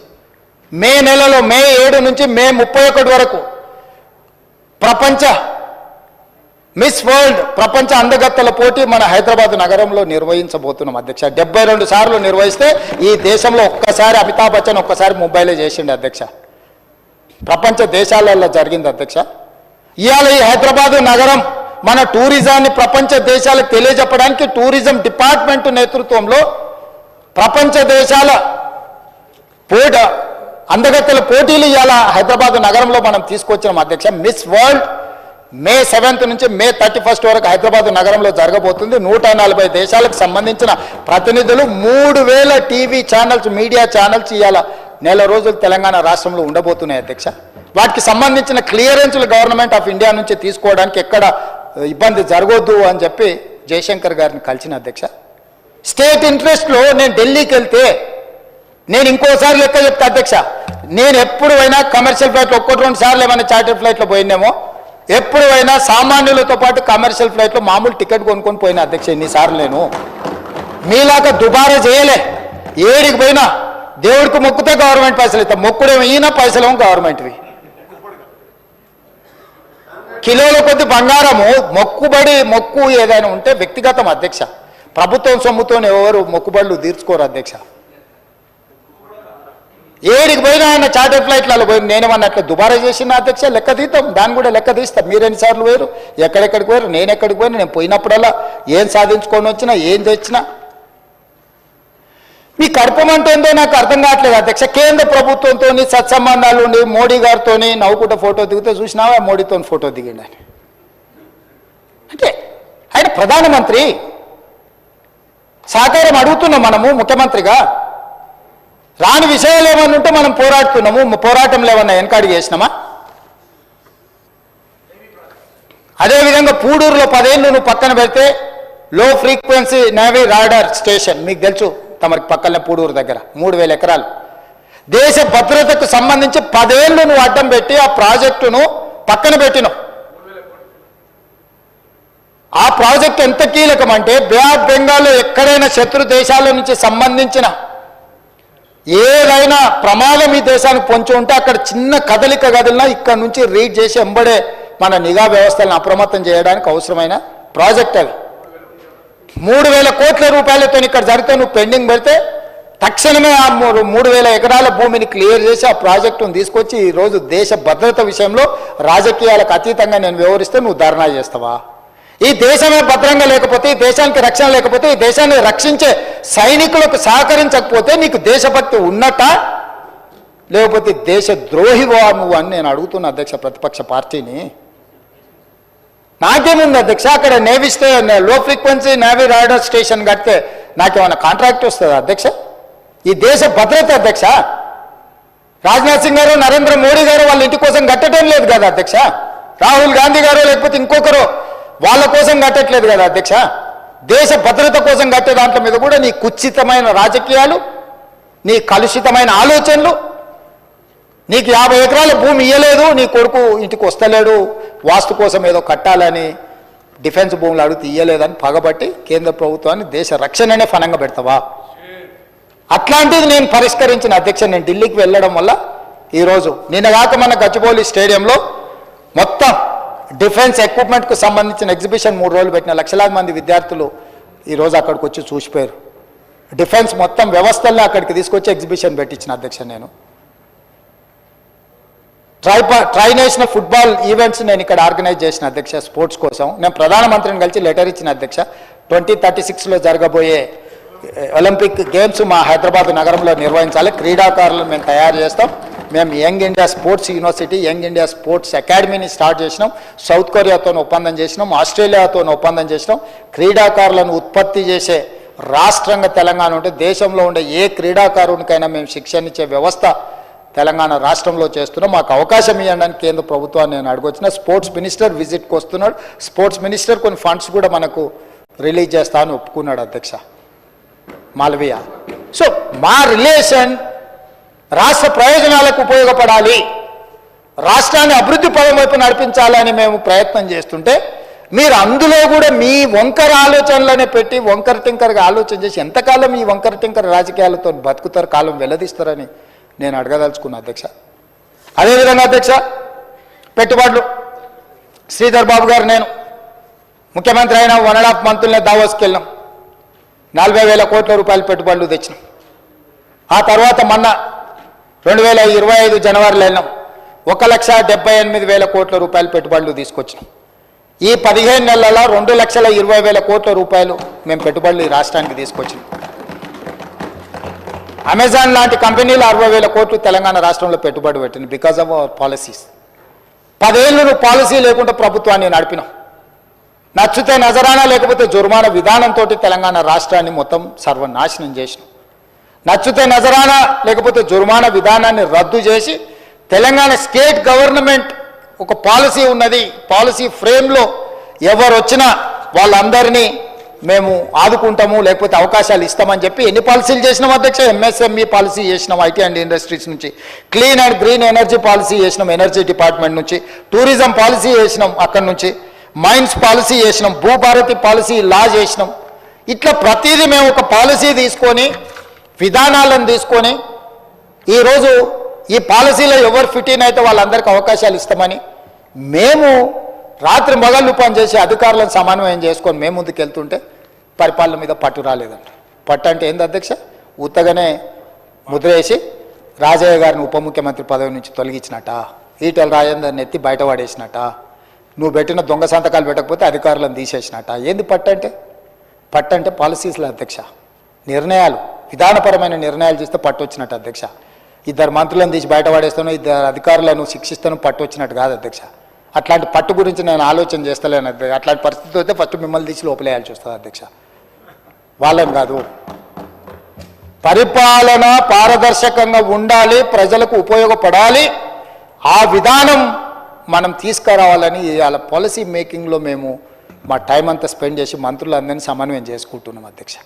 సివిల్ సప్లైస్లో కేంద్ర ప్రభుత్వం నుంచి రావాల్సిన నిధులు నువ్వు తెచ్చుకోకపోతే 10 మీటింగులు చేసిండు ఉత్తమ్ కుమార్ రెడ్డి గారు పోయి. ఈరోజు 2,000 కోట్లు దాదాపుగా కేంద్రం నుంచి అదనంగా నిధులు నువ్వు వదిలేసిపోయినాయి, తెచ్చుకోరావాల్సి వస్తుంది. నువ్వు ఆ రోజు అప్పులు చేసి తెస్తే 1,450 కోట్లు వదిలేసిపోతే 2,000 కోట్లు మిత్తయింది సివిల్ సప్లైస్ కార్పొరేషన్లో.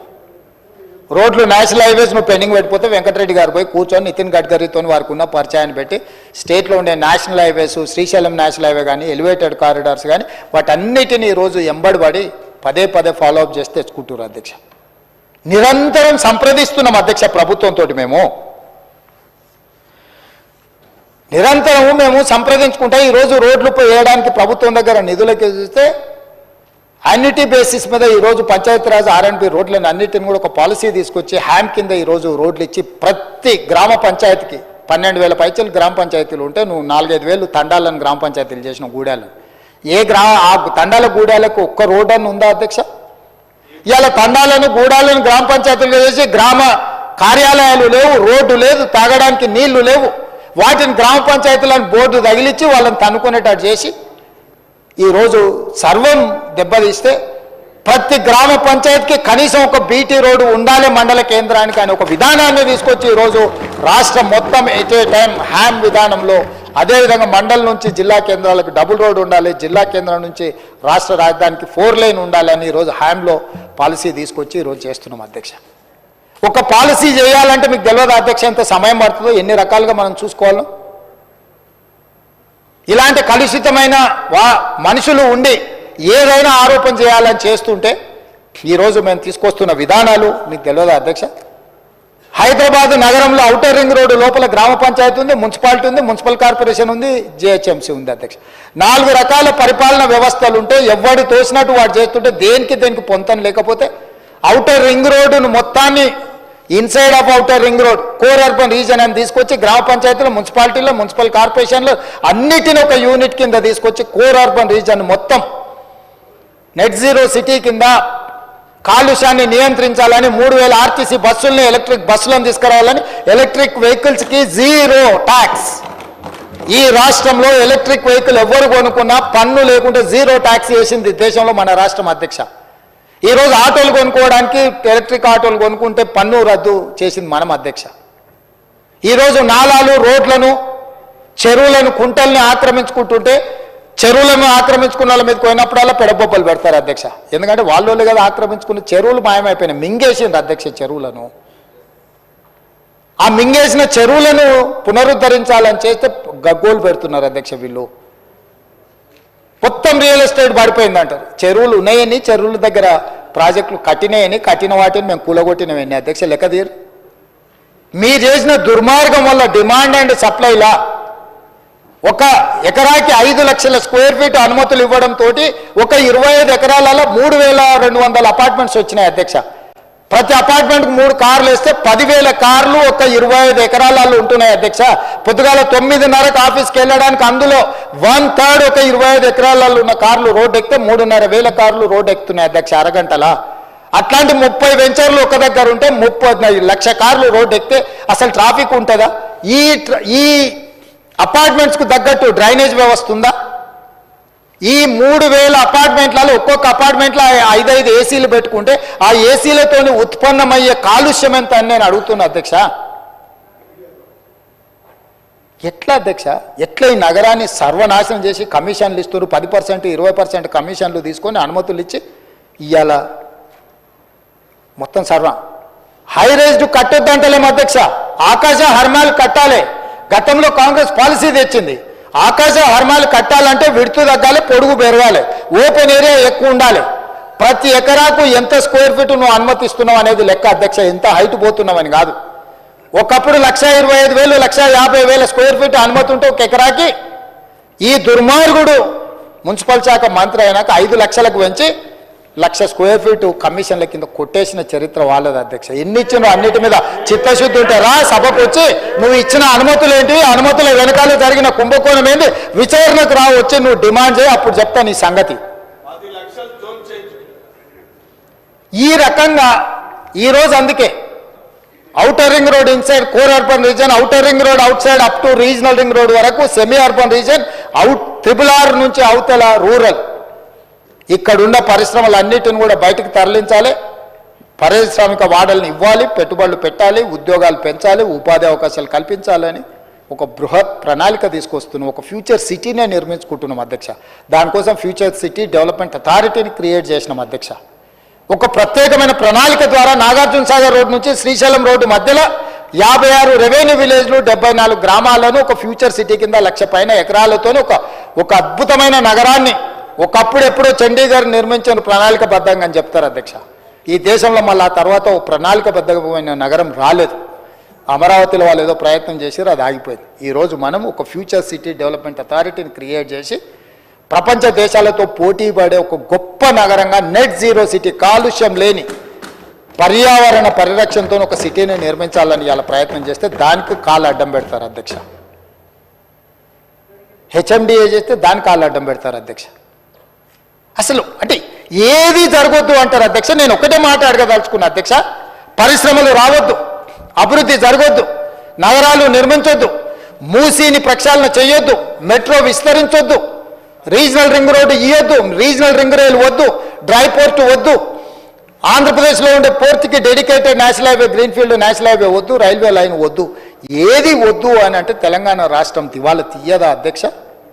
ప్రతిపక్షంగా వాళ్ళు చెప్పాల్సిన లగచర్లు తమరి అమ్మమ్మ గారు ఊరు అధ్యక్ష, మీకు తెలుసు, పోలేపల్లి ఇవన్నీ తమరు అక్కడనే పెరిగినరు. ఒక 1300 ఎకరాలలో మనం ఒక పారిశ్రామిక వాడని తీసుకొచ్చి మన వెనుకబడిన ప్రాంతంలో వేలాది మంది నిరుద్యోగ యువకులకు, ఆడబిడ్డలకు ఉద్యోగ అవకాశాలు అని ముఖ్యమంత్రి అయిన నేను, తమరు స్పీకర్ అయినరు, మన ప్రాంతంలో ఒక ప్రాజెక్టు తీసుకుంటే కలెక్టర్లను, అధికారులను బండరాలతో కొట్టిస్తారా అధ్యక్ష? ఇది మంచి పద్ధత? కొట్టినోళ్ళ మీద కేసు పెడితే దాని తప్పు అట్లా ఇది అంటారు. అంటే పోలీసులు ఏం చేస్తారు అధ్యక్ష? కలెక్టర్లను కొట్టొచ్చా? రాళ్లతో సంపమని వీళ్ళ ఆదేశాలు ఇవ్వచ్చా? వాళ్ళ మాజీ ఎమ్మెల్యే గారు సంపూర్ణ వస్తాయని చెప్పింది నిజం కాదా? వాళ్ళ మీద కేసు కడితే దాన్ని తప్పు అంటారు అధ్యక్ష. అంటే రేపు ఒకవేళ మీ మీద దాడులు జరిగితే కూడా కేసులు కట్టొద్దా? ఒకవేళ మీరు ఎక్కడైనా పర్యటనకు పోయినరు, సేమ్ అట్లనే అక్కడ కొంతమంది ప్రజలు మాకు పరిశ్రమలు కావాలి, పరిశ్రమలు పెట్టాలి అడ్డుకుంటున్నందుకు మిమ్మల్ని కూడా బండరాళ్ళతో కొడతామని మీ కార్ల మీద బండరాళ్ళు ఎత్తేసి మిమ్మల్ని చావు బతుకుల మధ్యలో పరిగెత్తిచ్చాను అనుకో ప్రజలు, అప్పుడు కూడా నేను కేసు పెట్టొద్దా? మరి చెప్పండి ఆ మాట. చెప్తే ఆటవిక రాజ్యానికి వదిలేద్దాం, ఎవరైనా దాడులు చేసుకోవచ్చు, ఎట్లయినా పోదాం. మీకు రక్షణ కావాలి, రక్షణ వలయం ఉండాలి, మిమ్మల్ని ప్రభుత్వాలు కాపాడాలి. కానీ ప్రభుత్వంలో 24 గంటలు పనిచేసే అధికారులను మేము కాపాడొద్దా? రెవెన్యూ సిబ్బందిని కానీ ఇతర శాఖ సిబ్బందిని మేము కాపాడొద్దా? దాడులు చేసిన దుర్మార్గుల మీద కేసులు కట్టొద్దా? ఎట్లా అధ్యక్ష చెప్పండి? దాడి అనేది దాడే. నీకు నిరసన తెలపడానికి ఇందిరా పార్క్ ఓపెన్ చేసినాం కదా ధర్నా చేయడానికి, మీరు మూసేస్తే ఇందిరా పార్క్ వచ్చి ధర్నా చేయండి, కూర్చోండి, నిరసన తెలపండి.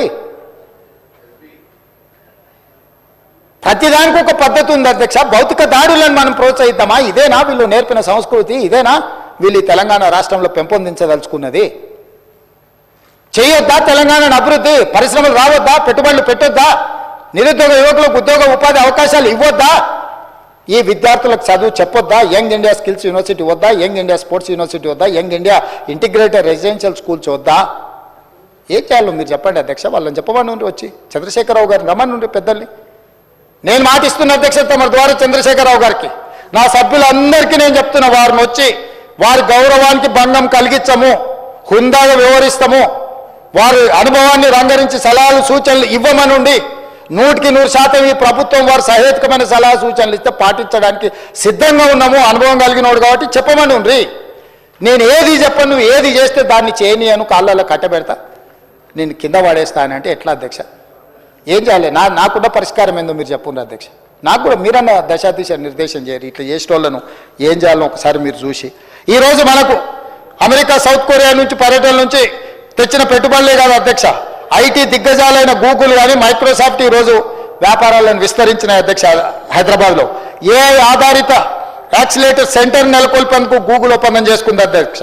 మైక్రోసాఫ్ట్ కంపెనీ 15,000 కోట్ల పెట్టుబడితో రీసెర్చ్ అండ్ డెవలప్మెంట్ హబ్ నెలకొల్పింది అధ్యక్ష. హెచ్సిఎల్, ఇన్ఫోసిస్, విప్రో కంపెనీలు తమ క్యాంపస్లను విస్తరించాయి. కాగ్నిజెంట్ సంస్థ 15,000 అదనపు ఉద్యోగాలను ఈరోజు చేసింది. FedEx, ZF life tech, Marriott లాంటి పెద్ద కంపెనీలు గ్లోబల్ కేపబిలిటీ సెంటర్లను ఇక్కడ ఏర్పాటు చేస్తున్నాయి.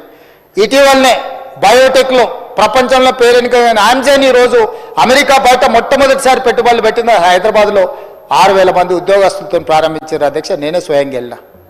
లెన్స్కార్తో నిన్నమనని మా మిత్రుడు శ్రీధర్ బాబు గారు 1,500 కోట్ల రూపాయలతోని కళ్ళద్దాల కంపెనీ ఈరోజు పెట్టుబడులు పెట్టింది అధ్యక్ష.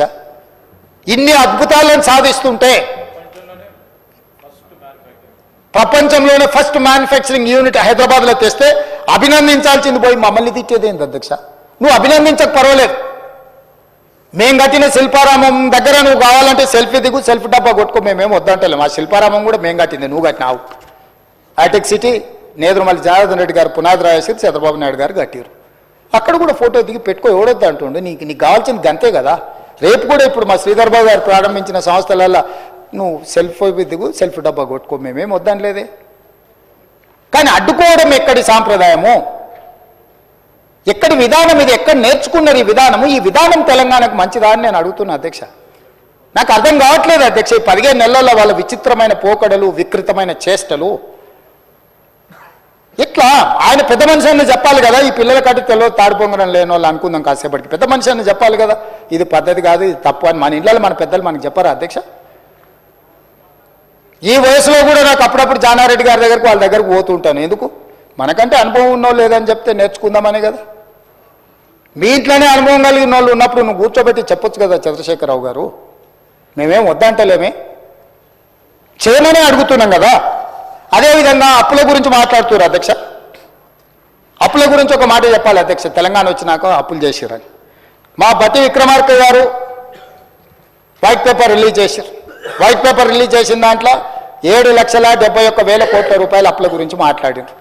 అయితే మీరు డిసెంబర్ తర్వాత మీరు చేసిన అప్పులు అందులో కలిపిర్రు అన్నాడు. నేను మా రామకృష్ణారావు గారిని అడిగిన, ఏంటండి విషయం అని. వారు కంప్లీట్గా లెక్క తీసి నాకు ఒక లెక్క తీసి ఇచ్చారు అధ్యక్ష. ఇది official on record. If they wanted to challenge I'm there. నేనున్నా, ఛాలెంజ్. అవుట్ స్టాండింగ్ డెబిట్స్ 1/12/2023 నాటికి అప్పులు 6,69,257 కోట్లు. అదేవిధంగా పెండింగ్ బిల్స్ అంటే ఎంప్లాయీస్వి, క్యాపిటల్ వర్క్స్ అంటే ఇన్ఫ్రాస్ట్రక్చర్ చేసిన వర్కులవి, స్కీమ్స్వి 40,154 కోట్లు. అదేవిధంగా అదర్ పెండింగ్ బిల్స్ అంటే డిస్కామ్స్కి, ఎనర్జీ డ్యూసు, సింగరేణి ఇట్లాంటి సంస్థలలో ప్రభుత్వం, రాష్ట్ర ప్రభుత్వం వాళ్ళ దగ్గర కొన్నది. డిస్కామ్స్ ప్రైవేట్ సంస్థలు లాంటివి, అంటే గవర్నమెంట్కి వాళ్ళు సపరేట్ ఎంటిటీ, కార్పొరేషన్స్. సింగరేణి ఒక కార్పొరేషన్, అది ప్రైవేట్ ఎంటిటీని. అట్లే విధంగా SC ST sub plan backlog payments 1,09,740 కోట్లు. ఇవి మొత్తం కలిపితే చంద్రశేఖరరావు గారు డిసెంబర్ 7, 2023 నాడు అధికారాన్ని బదలాయించిన రోజు 8,19,151 కోటి. ఇది నికరమైన లెక్క. ఇది నేను ఆస్తులు క్రియేట్ చేసినాయని అంటుంటాడు. ఆస్తులతో పాటు ఆ కాంట్రాక్టర్లకు ఇవ్వాల్సిన పేమెంట్లు, కరెంటు బిల్లులు, మిగతా పెండింగ్ పెట్టినవి కూడా అప్పే కదా. బ్యాంకులలో షూరిటీతో తెచ్చిన అప్పు కాదు, ప్రభుత్వం కట్టాల్సిన పెండింగ్ పెట్టి పారిపోయిన అప్పు అధ్యక్ష ఇది. ఇందులో కాంట్రాక్టర్ల బిల్లులునే ఉద్యోగులకు రిటైర్ అయిన వాళ్ళకు వస్తలేవు అంటున్నారు. వాళ్ళు పెట్టిపోయింది అధ్యక్ష. 8,000 కోట్లు వాళ్ళే ఉన్నాయి. రిటైర్డ్ ఉద్యోగస్తులకు ఉన్న పెన్షన్సో లేకపోతే ఇతర 8,000 కోట్లు వాళ్ళు ఇచ్చిపోయిన మోతనే కదా అధ్యక్ష. సో 8,19,151 కోటి ఈరోజు చంద్రశేఖరరావు గారు నాకు ఇచ్చిపోయినారు అధ్యక్ష. ఇంతకుముందు ఆయన 1,00,000 ఎన్నో కోట్లు అన్నాడు. ఎంత అప్పు తెచ్చినా కూడా నేను చెప్తాను. 1,60,000 అన్నాడా? 1,50,000 1,52,000 కోట్లు అన్నాడు కదా అధ్యక్ష. అది తప్పు. ఎంత తెచ్చినామంటే మేము తెచ్చిన అప్పు 1 డిసెంబర్ 2023 నుంచి 28/2/2025. మీడియా మిత్రులు కూడా సావధానంగా వినాలి. 1/12/2023 నుంచి 28/2/2025 మన ఫిబ్రవరి 28 తారీఖు వరకు లెక్క ఇది నేను చెప్పేది. 1,58,041 కోటి అప్పు తెచ్చినాం అధ్యక్ష. నేను, మా ఉప ముఖ్యమంత్రి, మా మంత్రివర్గ సభ్యులం కలిసి మేము తెచ్చిన అప్పు. ఇందులో ప్రిన్సిపల్ అమౌంట్ పెయిడ్ అంటే చంద్రశేఖరరావు గారు చేసి పెట్టిన అప్పుకి మేము చెల్లించింది 88,591 కోటి. మళ్ళీ చెప్తున్నా అధ్యక్ష, చంద్రశేఖరరావు గారు తెచ్చిన అప్పులకు అసలు 88,591 కోటి మేము చెల్లించినాం. అదేవిధంగా మిత్తి 1/12/2023 నుంచి 28/2/2025 వరకు 64,768 కోట్ల రూపాయలు మిత్తి చెల్లించినాం అధ్యక్ష. అసలేమో 88,591 కోట్లు, మిత్తి 64,768 కోట్లు. మొత్తం కలిపి సరాసరి 1,53,359 కోట్లు చంద్రశేఖరరావు గారు చేసిన అప్పుకు అసలు మిత్తి కలిపి 15 నెలల్లో మేము చెల్లించినాం అధ్యక్ష. నిక్కరంగా మేము చేసిన అప్పు 4,682. వారు పెట్టిపోయిన లయబిలిటీని, వారు మాకు అందించిన ఒక జాడ్యాన్ని, అప్పులు చెల్లించడం కోసం, అసలు చెల్లించడం కోసం, మిత్తి చెల్లించడం కోసం మళ్ళీ అప్పులు చేసి ఆ అప్పులను చెల్లించాల్సిన పరిస్థితి. ఈరోజు మేము చెల్లించింది పక్కన పెట్టి 1,52,000 కోట్లు అప్పు చేసిండ్రు, లేకపోతే 1,20,000 కోట్లు అప్పు చేసిండ్రు. మా మీద బురద చల్లే ప్రయత్నం చేస్తున్నారు. నీకు కన్ఫ్యూజన్ అక్కర్లేదు హరీష్ రావు గారు, లెక్క పక్కాగా చెప్తున్నా. 1,58,042 కోటి మేము అప్పు చేసినాము. నువ్వు నీ మామగారు చేసిన అప్పుకు అసలు 88,591 కోటి, మిత్తి 64,765 కోట్లు, మొత్తం కలిపి 1,53,359 కోట్ల రూపాయలు మేము చెల్లించినాము. ఇక ఈ రెండు కలిపితే ఒకవేళ నీ వాదననే కరెక్ట్ అయితే, హరీష్ రావు గారి వాదననే మేము చేసిన అప్పు కరెక్ట్ అయితే, ఈరోజు తెలంగాణ అప్పు ఎంత ఉండాలి అధ్యక్ష?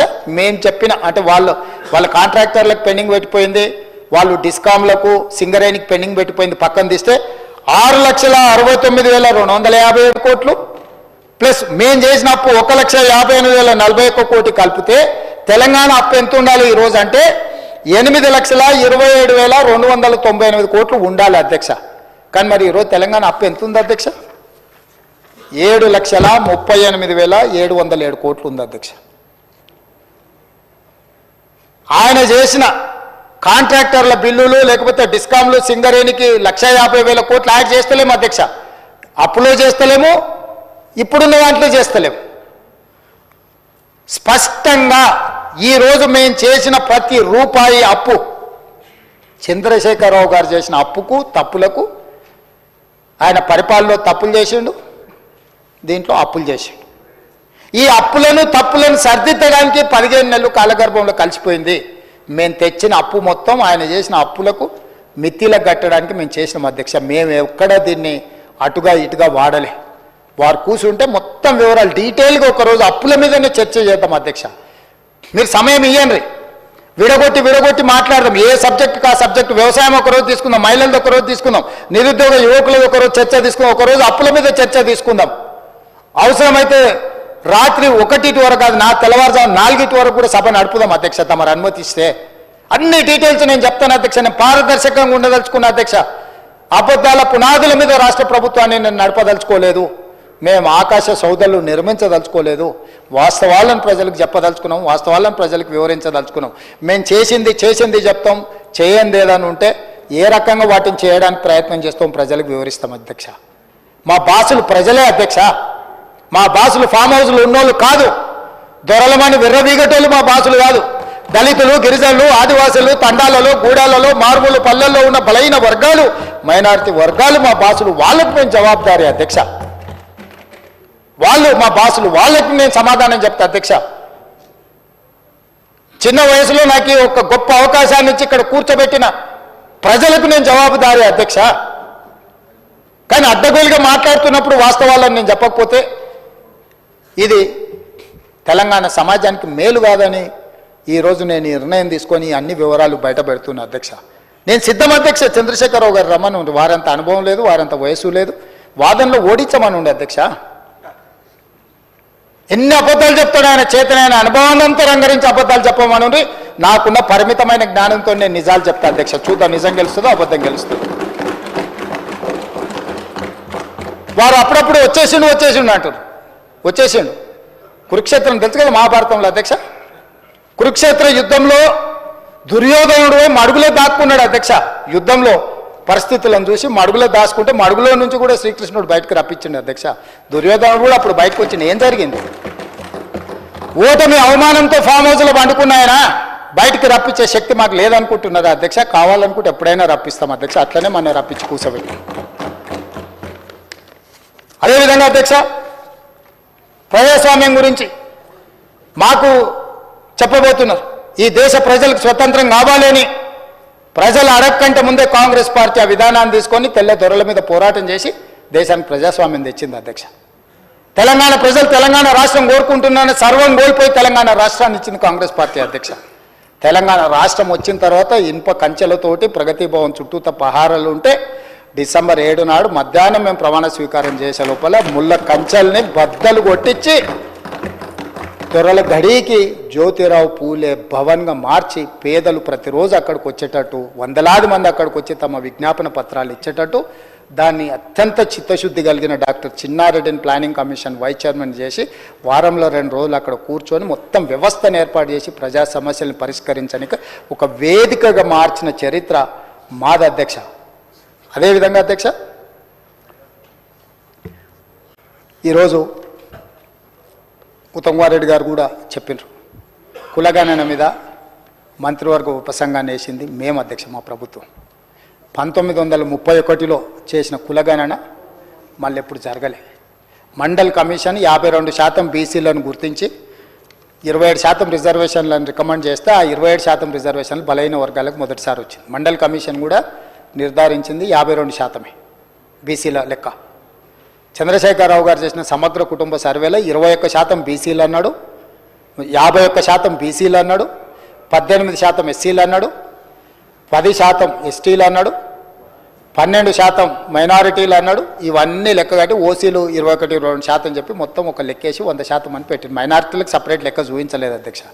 51% బీసీలను చూపించిండు, 18% ఎస్సీలను చూపించిండు, 79%, 21% ఓసీలను చూపించిండు, 90%, 10% ఎస్టీలను చూపించిండు, 100%. ఆయన ఇచ్చిన లెక్క ఇది అధ్యక్ష.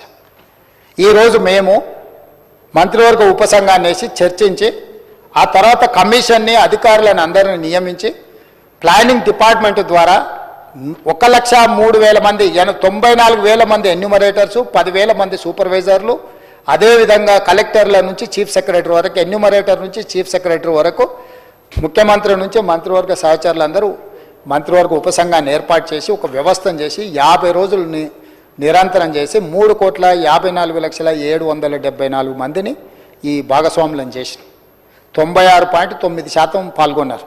3.1% పాల్గొనాలి. వాళ్ళకు కూడా 2వ అవకాశం ఇచ్చినాం. మేము పాతది తప్పన్నారు అన్నందుకు ఏలే అధ్యక్ష. 3.1% సర్వేలో పాల్గొనలేదు కాబట్టి 2వ అవకాశం కూడా ఇచ్చినాం. అప్పుడేమో ఎన్యూమరేటర్లు ఇంటింటికి వెళ్ళి ఇంటికి స్టిక్కర్ వేసి 150 ఇండ్లకు ఒక్కొక్క ఎన్యూమరేటరు 50 రోజుల్లో 1కి 4 సార్లు పోయినా రోజుకు 8 నుంచి 10 ఇండ్ల కంటే ఎక్కువ చేయొద్దని ఒక పద్ధతి ప్రకారం చేసినాం. అయినా కూడా కొంతమంది వివిధ కారణాల చేత రాకపోతే 2వ అవకాశం ఇచ్చినాం. 2వ అవకాశంలో సాంకేతిక నైపుణ్యాన్ని కూడా క్రోడీకరించినాం. టోల్ ఫ్రీ నెంబర్ ఇచ్చినాం, ఆన్లైన్ ఎన్రోల్మెంట్ చేసినాం, ఇండ్ల కాడికి ప్రభుత్వ కార్యాలయంలో కౌంటర్ పెట్టినాం, టోల్ ఫ్రీ నెంబర్ చేస్తే మీ ఇంటికి అధికారిని పంపిస్తామని చెప్పి అన్ని రకాలుగా చేసినాం. దాని మీద మీరు పబ్లిక్ చేయలేదు డాక్యుమెంట్ అంటాడు. పిచ్చి పట్టిందా అధ్యక్ష? బీఎస్సీకి వచ్చింది కదా అధ్యక్ష. మీ అధ్యక్షతనే బీఎస్సీలో 17 తారీఖు నాడు కులగణన మీద చర్చ పెట్టాలి, సభలో నిర్ణయం తీసుకోలేదా మంత్రి గారు శ్రీధర్ బాబు గారు? 18 తారీఖు నాడు ఏబిసిడి వర్గీకరణ మీద చేయాలని నిర్ణయం తీసుకోలేదు, ఆల్రెడీ షెడ్యూల్ అయింది కదా. గతంలో సభలో చర్చించిన సభలో వివరాలు పెట్టినాం. మళ్ళీ ఎంఐఎం నాయకుడు అక్బరుద్దీన్ ఓవైసీ గారు వాటి వివరాలను కూడా సభలో పెట్టండి అంటే ఎస్ డెఫినెట్గా ప్లే చేస్తామన్నాం. 17 తారీఖు నాడు కులగణన మీద, 18 తారీఖు నాడు మాదిగ ఉపకులాల వర్గీకరణ మీద సభలో చర్చ చేయాలని ఆల్రెడీ షెడ్యూల్ అయింది కదా అధ్యక్ష. తమరే రిలీజ్ చేసిరు కదా, మళ్ళీ పెట్టలేదని మాట్లాడతాడు ఏంది అధ్యక్ష? నోరు తెరిస్తే అబద్ధాలైనా కుటుంబం అంతా అబద్ధాలు చెప్పే బతుకుతారా అధ్యక్ష? పొద్దున్నే అన్నం తింటారా, అబద్ధాలు తింటారా అధ్యక్ష వీళ్ళు? అంటే అబద్ధాల మీద జిఎస్టీ లేదని చెప్పి ఎంతైనా మాట్లాడతారా అధ్యక్ష? ఈసారి కలిసినప్పుడు మా మహేశ్వర్ రెడ్డి గారిని రిక్వెస్ట్ చేస్తున్నాం, మోడీ గారిని అడిగి అబద్ధాల మీద కూడా ట్యాక్స్ పెట్టండి జిఎస్టీ అని చెప్పి అబద్ధాలకు కూడా జిఎస్టీ వేస్తే కానీ వీళ్ళు అబద్ధాలు మానేటట్లేరు అధ్యక్ష. ఎందుకంటే ఇంత అడ్డగోలు అబద్ధాలు ఏంది అధ్యక్ష? ఎక్కడి విధానం ఇది? అందుకే కులగణన మీద, మాదిగ ఉపకులాల వర్గీకరణ మీద, 30-35 సంవత్సరాల వర్గీకరణ మీద, 100 సంవత్సరాల కులగణన మీద ఉన్న సమస్యలకి మా ప్రభుత్వం శాశ్వతమైన పరిష్కారం చూపించింది. అదే విషయాన్ని గవర్నర్ గారు తన ప్రసంగంలో పొందుపరిచిండు అధ్యక్ష.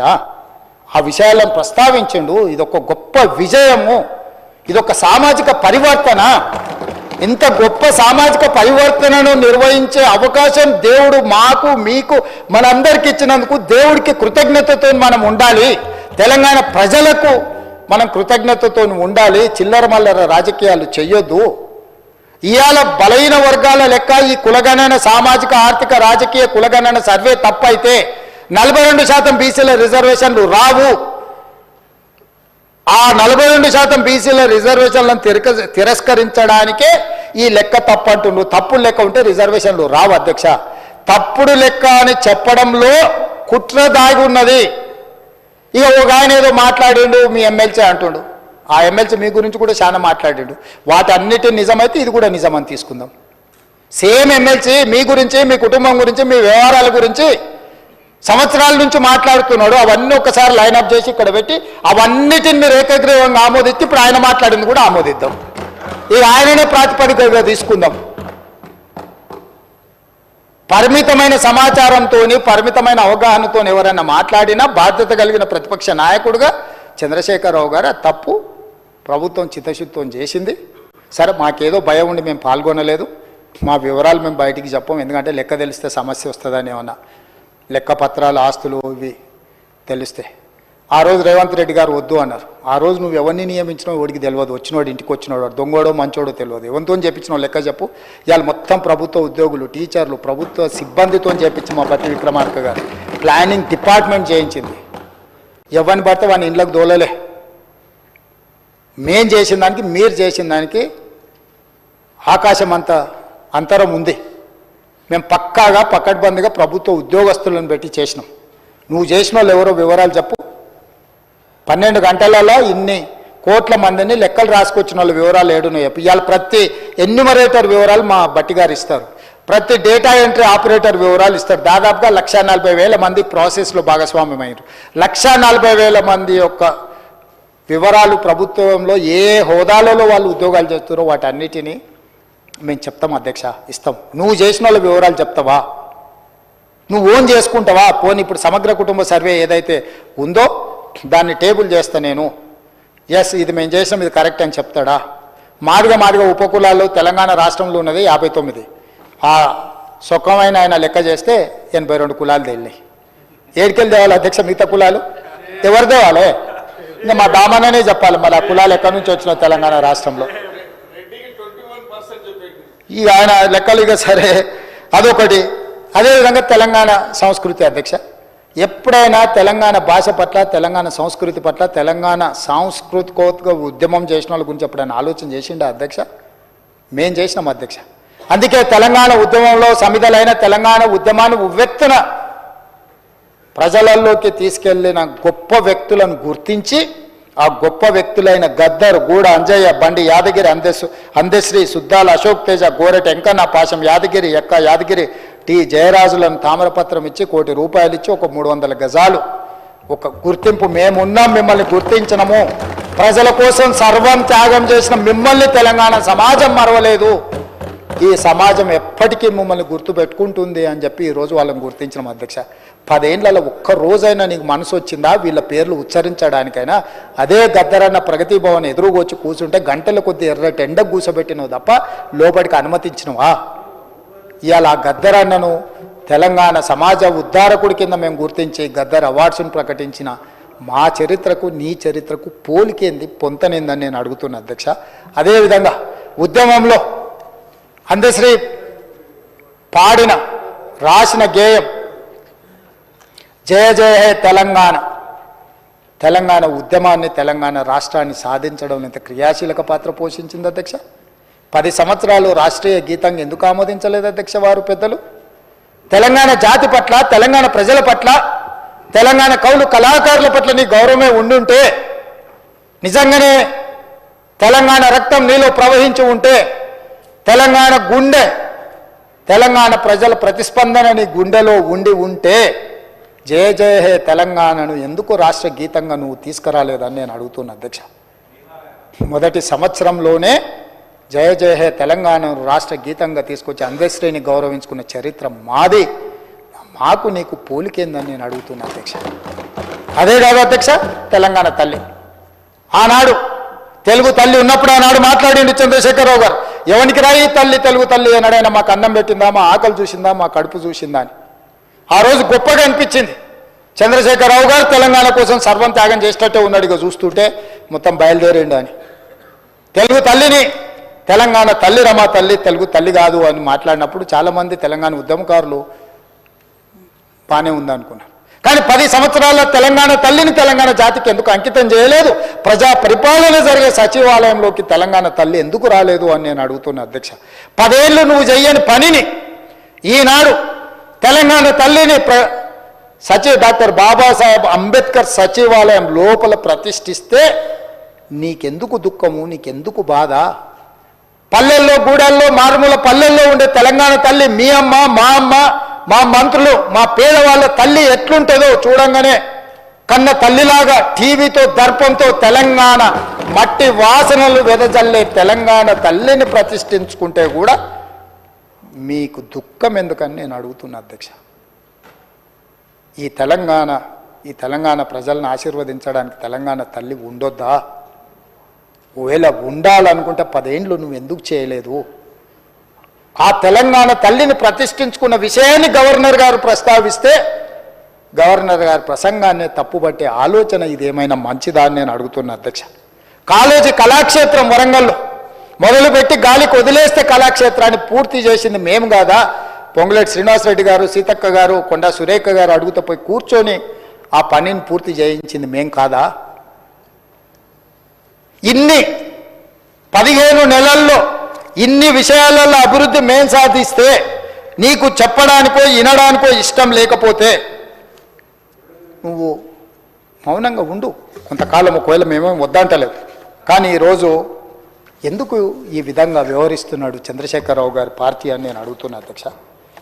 నేను ఒకటే మాట చెప్పదలుచుకున్నా అధ్యక్ష. ఈ సందర్భంగా గవర్నర్ గారి ప్రసంగం, మా పార్టీ కార్యాచరణ, మా ప్రభుత్వ నిర్ణయాలు, ఏ గవర్నర్ గారి ప్రసంగమైనా అధికారంలో ఉన్న పార్టీ యొక్క ప్రణాళికను వాళ్ళ యొక్క అభివృద్ధి ఆలోచనలనే గవర్నర్ గారి ప్రసంగంలో ఉంటుంది. అందుకే ఏ విషయాలలో మనకు భిన్నాభిప్రాయాలు ఉన్నా గవర్నర్ గారి ప్రసంగం పట్ల భిన్నాభిప్రాయాలు ఉండొద్దు. ఒకవేళ భిన్నాభిప్రాయాలు ఉంటే పరిపాలనపరమైన అంశాలే ఉండాలి తప్ప గవర్నర్ గారిని కించపరిచే విధంగా ఉండకూడదు. ఇది మంచి సాంప్రదాయం కాదు. గవర్నర్ గారు కలిస్తే తప్పు పడతారు, ప్రధానమంత్రిని కలిస్తే తప్పు పడతారు, ఢిల్లీకి వెళ్తే తప్పు పడతారు, భూసేకరణ చేస్తే తప్పు పడతారు, ఉద్యోగ నోటిఫికేషన్లు ఇస్తే తప్పు పడతారు, కొత్త నగరాన్ని నిర్మించుకుంటే తప్పు పడతారు, మూసి ప్రక్షాళన చేస్తే తప్పు పడతారు. ప్రజలందరికీ ఈ ప్రభుత్వం మీద కోపం ఉంది, ఈ ప్రభుత్వం మీద కోపం ఉంది అంటారు. ఎందుకు కోపం ఉంటుంది అధ్యక్ష? ఆడబిడ్డలకు ఎందుకు కోపం ఉంటుంది అధ్యక్ష నా పట్ల? ఈ 15 నెలల్లో ఒక్క రూపాయి కూడా పెట్టకుండా 5,000 కోట్ల రూపాయలు ఆడబిడ్డలకు ఆర్టీసీ బస్సులో ఉచితంగా ప్రయాణం చేసినందుకు, అమ్మవారింటికి వెళ్ళినా అమ్మవారిని దర్శించుకోవాలన్నా ఆర్టీసీ బస్సులో ఉచిత ప్రయాణం కల్పించినందుకు నా పట్ల ఆడబిడ్డల కోపం ఉంటుందా? 1000 ఆర్టీసీ బస్సులు కొని ఆడబిడ్డల్ని కోటీశ్వరులను చేసి వాళ్లను ఆర్థిక స్తోమతతో నిలబెట్టినందుకు ఆడబిడ్డలకు నా మీద కోపం ఉంటుందా? అదాని అంబానీలు చేసే వ్యాపారమైన సోలార్ పవర్ 1000 మెగావాట్ల ఆడబిడ్డలకు ఇచ్చినందుకు నా మీద ఆడబిడ్డల కోపం ఉంటుందా? వాళ్ళ పిల్లలు చదువుకుంటున్న పాఠశాలల్లో అమ్మ ఆదర్శ పాఠశాల పెత్తనం వాళ్ళ చేతికి ఇచ్చినందుకు నా మీద కోపం ఉంటుందా? 200 యూనిట్లు ఉచితంగా కరెంట్ ఇచ్చినందుకు నా మీద కోపం ఉంటుందా? ఆడబిడ్డలకు ఎందుకు నా మీద కోపం ఉంటుందా అధ్యక్ష? ఆడబిడ్డలకు పెట్రోల్ బంపులు ఇచ్చిన అధ్యక్ష, మర్చిపోయినా, నారాయణపేటలో ప్రారంభించిన ప్రతి జిల్లా కేంద్రంలో మొట్టమొదట ఆడబిడ్డలు పెట్రోల్ బంకులు పెట్టి నడుపుకునే విధంగా ఆడబిడ్డలను ఆర్థికంగా నిలబెట్టినందుకు నా మీద కోపం ఉంటుంది అధ్యక్ష. అదేవిధంగా ఇందిరా మహిళా శక్తి పేరు మీద భవనాలు జిల్లాల పరంగా మొత్తం ఇచ్చినందుకు నా మీద ఆడబిడ్డలకు కోపం ఉంటుందా? ఎందుకు ఉంటుందని అడుగుతున్నా అధ్యక్ష. విద్యార్థులు, నిరుద్యోగ యువకులకు నా మీద కోపం ఉందంటున్నారు. ఎందుకుంటుంది అధ్యక్ష? మొదటి సంవత్సరంలోనే 57,924 ప్రభుత్వ ఉద్యోగాలు ఇచ్చినందుకు నా మీద యువకుల కోపం ఉంటుందా? గ్రూప్ 1 పరీక్షలు 15 ఏళ్లలో నిర్వహించకపోతే నిర్వహించిన నా మీద 563 గ్రూప్ 1 అధికారుల పోస్టులు ఇచ్చినందుకు నా మీద ఉంటుందా? గ్రూప్ 2 పోస్టులు ఈరోజు ఇస్తున్నందుకు నా మీద కోపం ఉంటుందా? గ్రూప్ 3 పోస్టులు ఇచ్చినందుకు నా మీద కోపం ఉంటుందా? డిఎస్సి ఉద్యోగాలు ఇచ్చినందుకు నా మీద కోపం ఉంటుందా? పోలీస్ స్కూల్ నిర్మించినందుకు నా మీద కోపం ఉంటుందా? Young India integrated residential schools పెట్టినందుకు దళితుల, గిరిజనులకు, ఆదివాసులకు నా మీద కోపం ఉంటుందా? యంగ్ ఇండియా స్పోర్ట్స్ యూనివర్సిటీని పెట్టినందుకు నా మీద కోపం ఉంటుందా? అకాడమీ పెట్టినందుకు నా మీద కోపం ఉంటుందా? యంగ్ ఇండియా స్కిల్స్ యూనివర్సిటీ పెట్టినందుకు నా మీద కోపం ఉంటుందా? ఇన్ని ఈ యువకుల కోసం మెస్ ఛార్జీలు 40% పెంచినందుకు ఆ పిల్లలకు నా మీద కోపం ఉంటుందా? 200% ఆడబిడ్డల కాస్మెటిక్ ఛార్జెస్ పెంచినందుకు నా ఆడబిడ్డలకు, నా చెల్లెళ్లకు నా మీద కోపం ఉంటుందా? ఎందుకు ఉంటుందని నేను అడుగుతున్నా అధ్యక్ష.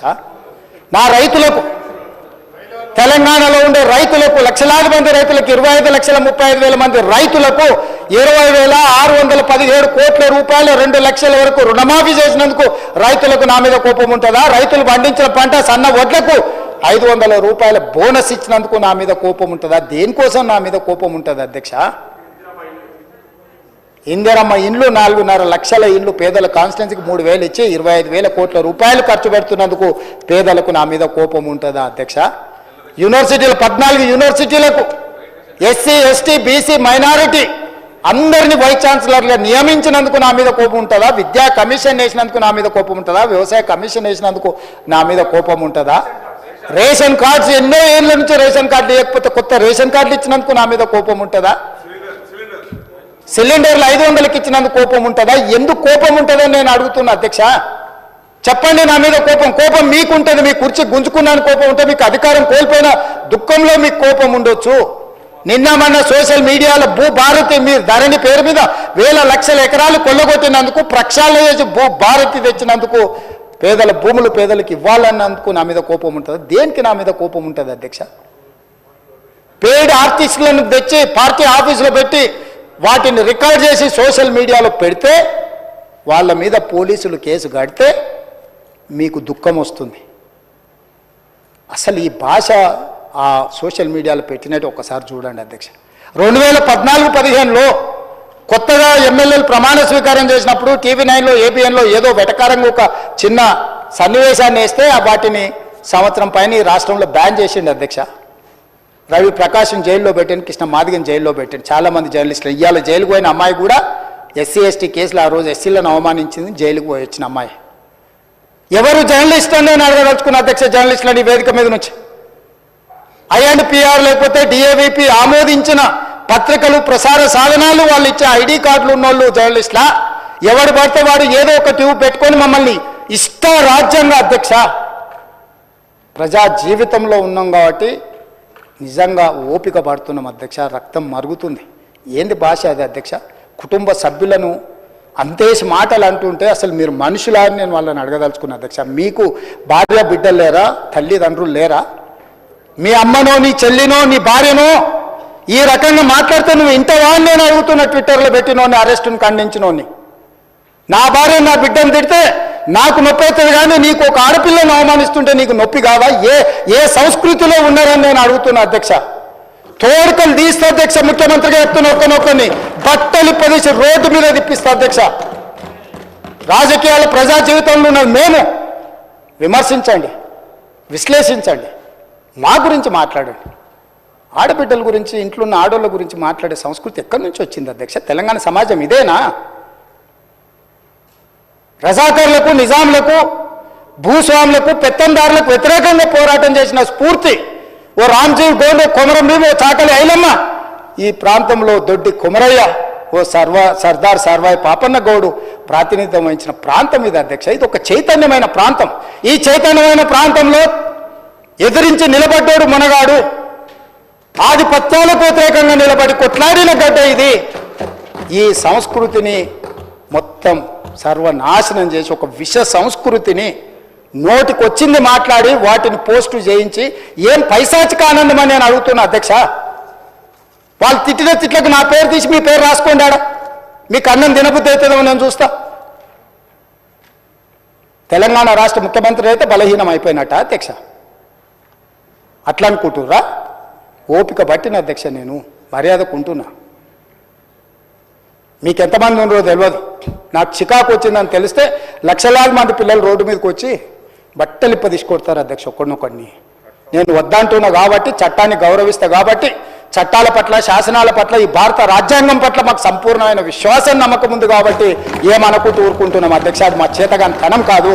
చంద్రశేఖరరావు గారు నీ పిల్లలకు చెప్పు, ఇది మంచిది కాదు, నువ్వు అనుకుంటున్నావేమో ఇట్లా ఏదో చేస్తే మానసికంగా కుంగదీసి దెబ్బతీసి రాజకీయంగా ప్రయోజనం పొందుదామని నువ్వేమైనా కలలుగా అంటే నువ్వు అనుకుంటున్నావేమో. అట్లా కుదరదు చంద్రశేఖరరావు. నేను చెప్పదలుచుకున్నా, హద్దు దాటితే, మాట జారితే దాని ఫలితం ఎట్లుంటుందో అనుభవిస్తారని నేను చెప్పదలుచుకున్నా అధ్యక్ష. పదవి ఎంతకాలం ఉంటుందని కాదు, ఎట్లా ఉన్నామనేదాన్ని నేను లెక్కగడతా అధ్యక్ష. ఆత్మగౌరవం చంపుకొని పదవి కోసం లాలూచిపడి దిగజారే రాజకీయాలు నేను చేయను అధ్యక్ష. ఉన్నంత కాలమే ఉంటా, నిటారుగుంటా, నికార్సుగుంటా. ఏది పడితే అది మాట్లాడితే ఇక నుంచి ఊరుకొని నేను చెప్పదలుచుకున్నా. మీరు అనుకుంటున్నాం ఏది పడితే అది బాగా మాట్లాడితే చెల్లిపోద్ది, లేకపోతే కోర్టుకు పోతే బెయిల్ వస్తుంది, లేకపోతే ఈడిపోతే అది వస్తుంది, ఆడిపోతే ఇది వస్తుంది, మానసికంగా మమ్మల్ని దెబ్బతీసి ప్రయోజనం పొందాలని. అవసరమైతే చట్టాన్ని సవరించే పని అని చేస్తాం. ఏం భాష అధ్యక్ష? ఒకసారి మీరు చూడండి అధ్యక్ష. ఆడపిల్లలు ఆ రకమైన భాషను వాడి ఆడపిల్లలే వాళ్ళ ప్లాట్ఫామ్లలో పోస్టింగ్ చేస్తే ఇది మంచిదా అధ్యక్ష? ఏం ఏం సాంప్రదాయం? తెలంగాణలో ఇట్లాంటి సాంప్రదాయం ఎప్పుడైనా ఉందా అధ్యక్ష? తెలంగాణ ఉద్యమ సందర్భంలో కూడా అంత పెద్ద ఎత్తున భావోద్వేగాలు ఉన్నప్పుడు కూడా ఇలాంటి భాషా ప్రయోగం జరగలేదు అధ్యక్ష. ఇదెక్కడి వింత పోకడలు, పైశాచిక ఆనందం అధ్యక్ష. వీటిని క్షమించే సమస్యనే లేదు అధ్యక్ష. నేను స్పష్టంగా చెప్పదలుచుకున్నా. చంద్రశేఖరరావు గారు వినండి, మీ పిల్లలకు బుద్ధి చెప్పండి. ఇలాంటి సాంప్రదాయం సంస్కృతి భవిష్యత్ తరాలకు ఇవ్వదలుచుకోలేదు. దీన్ని ఇక్కడనే పాతరేయదలుచుకున్నా. ఉప్పు పాతరేస్తే ఇట్లాంటి సంస్కృతిని మీరు ప్రోత్సహిస్తే ఎవరిని వదలను. ప్రజాస్వామ్యయుతంగా ప్రతిపక్షంగా మీరు మాట్లాడండి, చెప్పండి, విమర్శించండి. దాన్ని సరిదిద్దుకోవడానికి మా ప్రభుత్వం సిద్ధంగా ఉంది, గౌరవిస్తాం. భారతీయ జనతా పార్టీ కూడా మా ప్రతిపక్ష పార్టీ. వాళ్ళ కేంద్రంలో అధికారంలో ఉండరు. ఆ అధికారాన్ని మన రాష్ట్రానికి ఉపయోగించేదానికి చేస్తున్నాం. అందుకే అధ్యక్ష, తమరు కూడా అక్కడి నుంచి ఆదేశాలు ఇవ్వండి. దీని మీద చర్చ జరగాలి. మీడియా మిత్రులకు కూడా నేను అడుగుతున్నా, మీ సంఘాలు ఏవైతున్నాయో సంఘాల నాయకులను కూడా అడుగుతున్నా, ఎవరో జర్నలిస్టులు లిస్ట్ ఇవ్వండి. జర్నలిస్ట్ అనే పదానికి డెఫినేషన్ ఏందో ఇవ్వండి, ఆ లిస్ట్ ఇవ్వండి. ఆ లిస్టులో ఉన్నోళ్ళు ఇట్లా తప్పు చేస్తే ఏం శిక్షిస్తారో మీరు నిర్ణయించండి. ఆ లిస్టులో లేనోడు జర్నలిస్ట్ కాడు. జర్నలిస్టు కానోడిని క్రిమినల్ కిందనే చూస్తాము. ఆ క్రిమినల్స్ని ఎట్లా జవాబు చెప్పాలనో గట్లనే చెప్తాం. ముసుగేసుకొని వస్తే ముసుగు ఊడవికి బట్టలు గుడ్డలు ఊడదీసి కొడతా అని చెప్తున్నా. నేను తమాషా చేయొద్దు. నేను కూడా మనిషిని, నాకు చీమునెత్తురు ఉంది. అన్నిటికీ బరాయించుకుంటే తప్పులని అన్నిటిని మోసుకుంటే ఏదో కుర్చీలు ఉన్నా కాబట్టి ఊరుకుంటా అనేమన్నా ఏషాలు వేయదలుచుకోరాం. అన్ని చట్టపరంగానే చేస్తా. చట్టాన్ని పరిధి నేను దాటను. ప్రతిదానికి ఒక శిక్ష, ఒక విధానం ఉంది. ఏది కూడా పరిధి దాటను. ఎందుకంటే నేను ముఖ్యమంత్రిని. చట్ట పరిధిలోనే అన్ని శిక్షలు ఉంటాయి. జర్నలిస్టులకు కూడా నా సూచన, ఎవరు జర్నలిస్ట్ వాళ్ళ గుర్తింపు కార్డు ఏందో మీరు నిర్ణయించండి. అది ఏదో ఏ లైన్ మీరు చెప్తారో చెప్పండి. వాళ్ళని మినహాయిస్తాము, మిగతా వాళ్ళు మాట్లాడేదాన్ని విశ్లేషిస్తాము. వాళ్ళందరి గురించి చర్చ చేద్దాం. అవసరం అనుకుంటే తమరు అనుమతిస్తే నాకు ఒక రోజు దాని మీద చర్చ పెట్టాలని ఉంది సభలో అధ్యక్ష. సభా నాయకుడిగా నా రిక్వెస్ట్ మీకు ఒకటే, ఈ విశృంఖలత్వాన్ని ఆపాలి. ఎక్కడో ఒక దగ్గర దీనికి పరిష్కారం చూపించాలి అధ్యక్ష. పరిష్కారం చూపించకపోతే భవిష్యత్తులో ఈ తెలంగాణ సమాజానికి ఇది ఒక చీడపురుగులాగా ఈ వ్యవస్థను దెబ్బతీసే పరిస్థితి వస్తుంది. దానికోసం చట్టసభలు, కరెక్ట్ శ్రీధర్ బాబు గారు చెప్పినట్టు, దీనికి చట్టసభలే ఉన్నదే చట్టాలు చేయడానికి. దానికి చట్టం చేద్దాం. ఒకసారి తమ నేతృత్వంలో ఆదేశిస్తే లెజిస్లేటివ్ అఫైర్స్ మినిస్టర్ గారు జర్నలిస్ట్ సంఘాలను కూడా పిలిచి, అదేవిధంగా ఐఎన్పిఆర్ మినిస్టర్ గారు కూడా నా సూచన, మీరు పిలిచి కూర్చోబెట్టి మాట్లాడండి. ఇది చర్చ చేయండి. దీన్ని వదిలేసి ఊరుకుంటే ఎవరినో ఒకరిని అన్నారని కాదు, ఇది ఎవరినన్నా మనల్ని అందరిని అన్నట్లని నా ఒక్కడి ఆవేదన.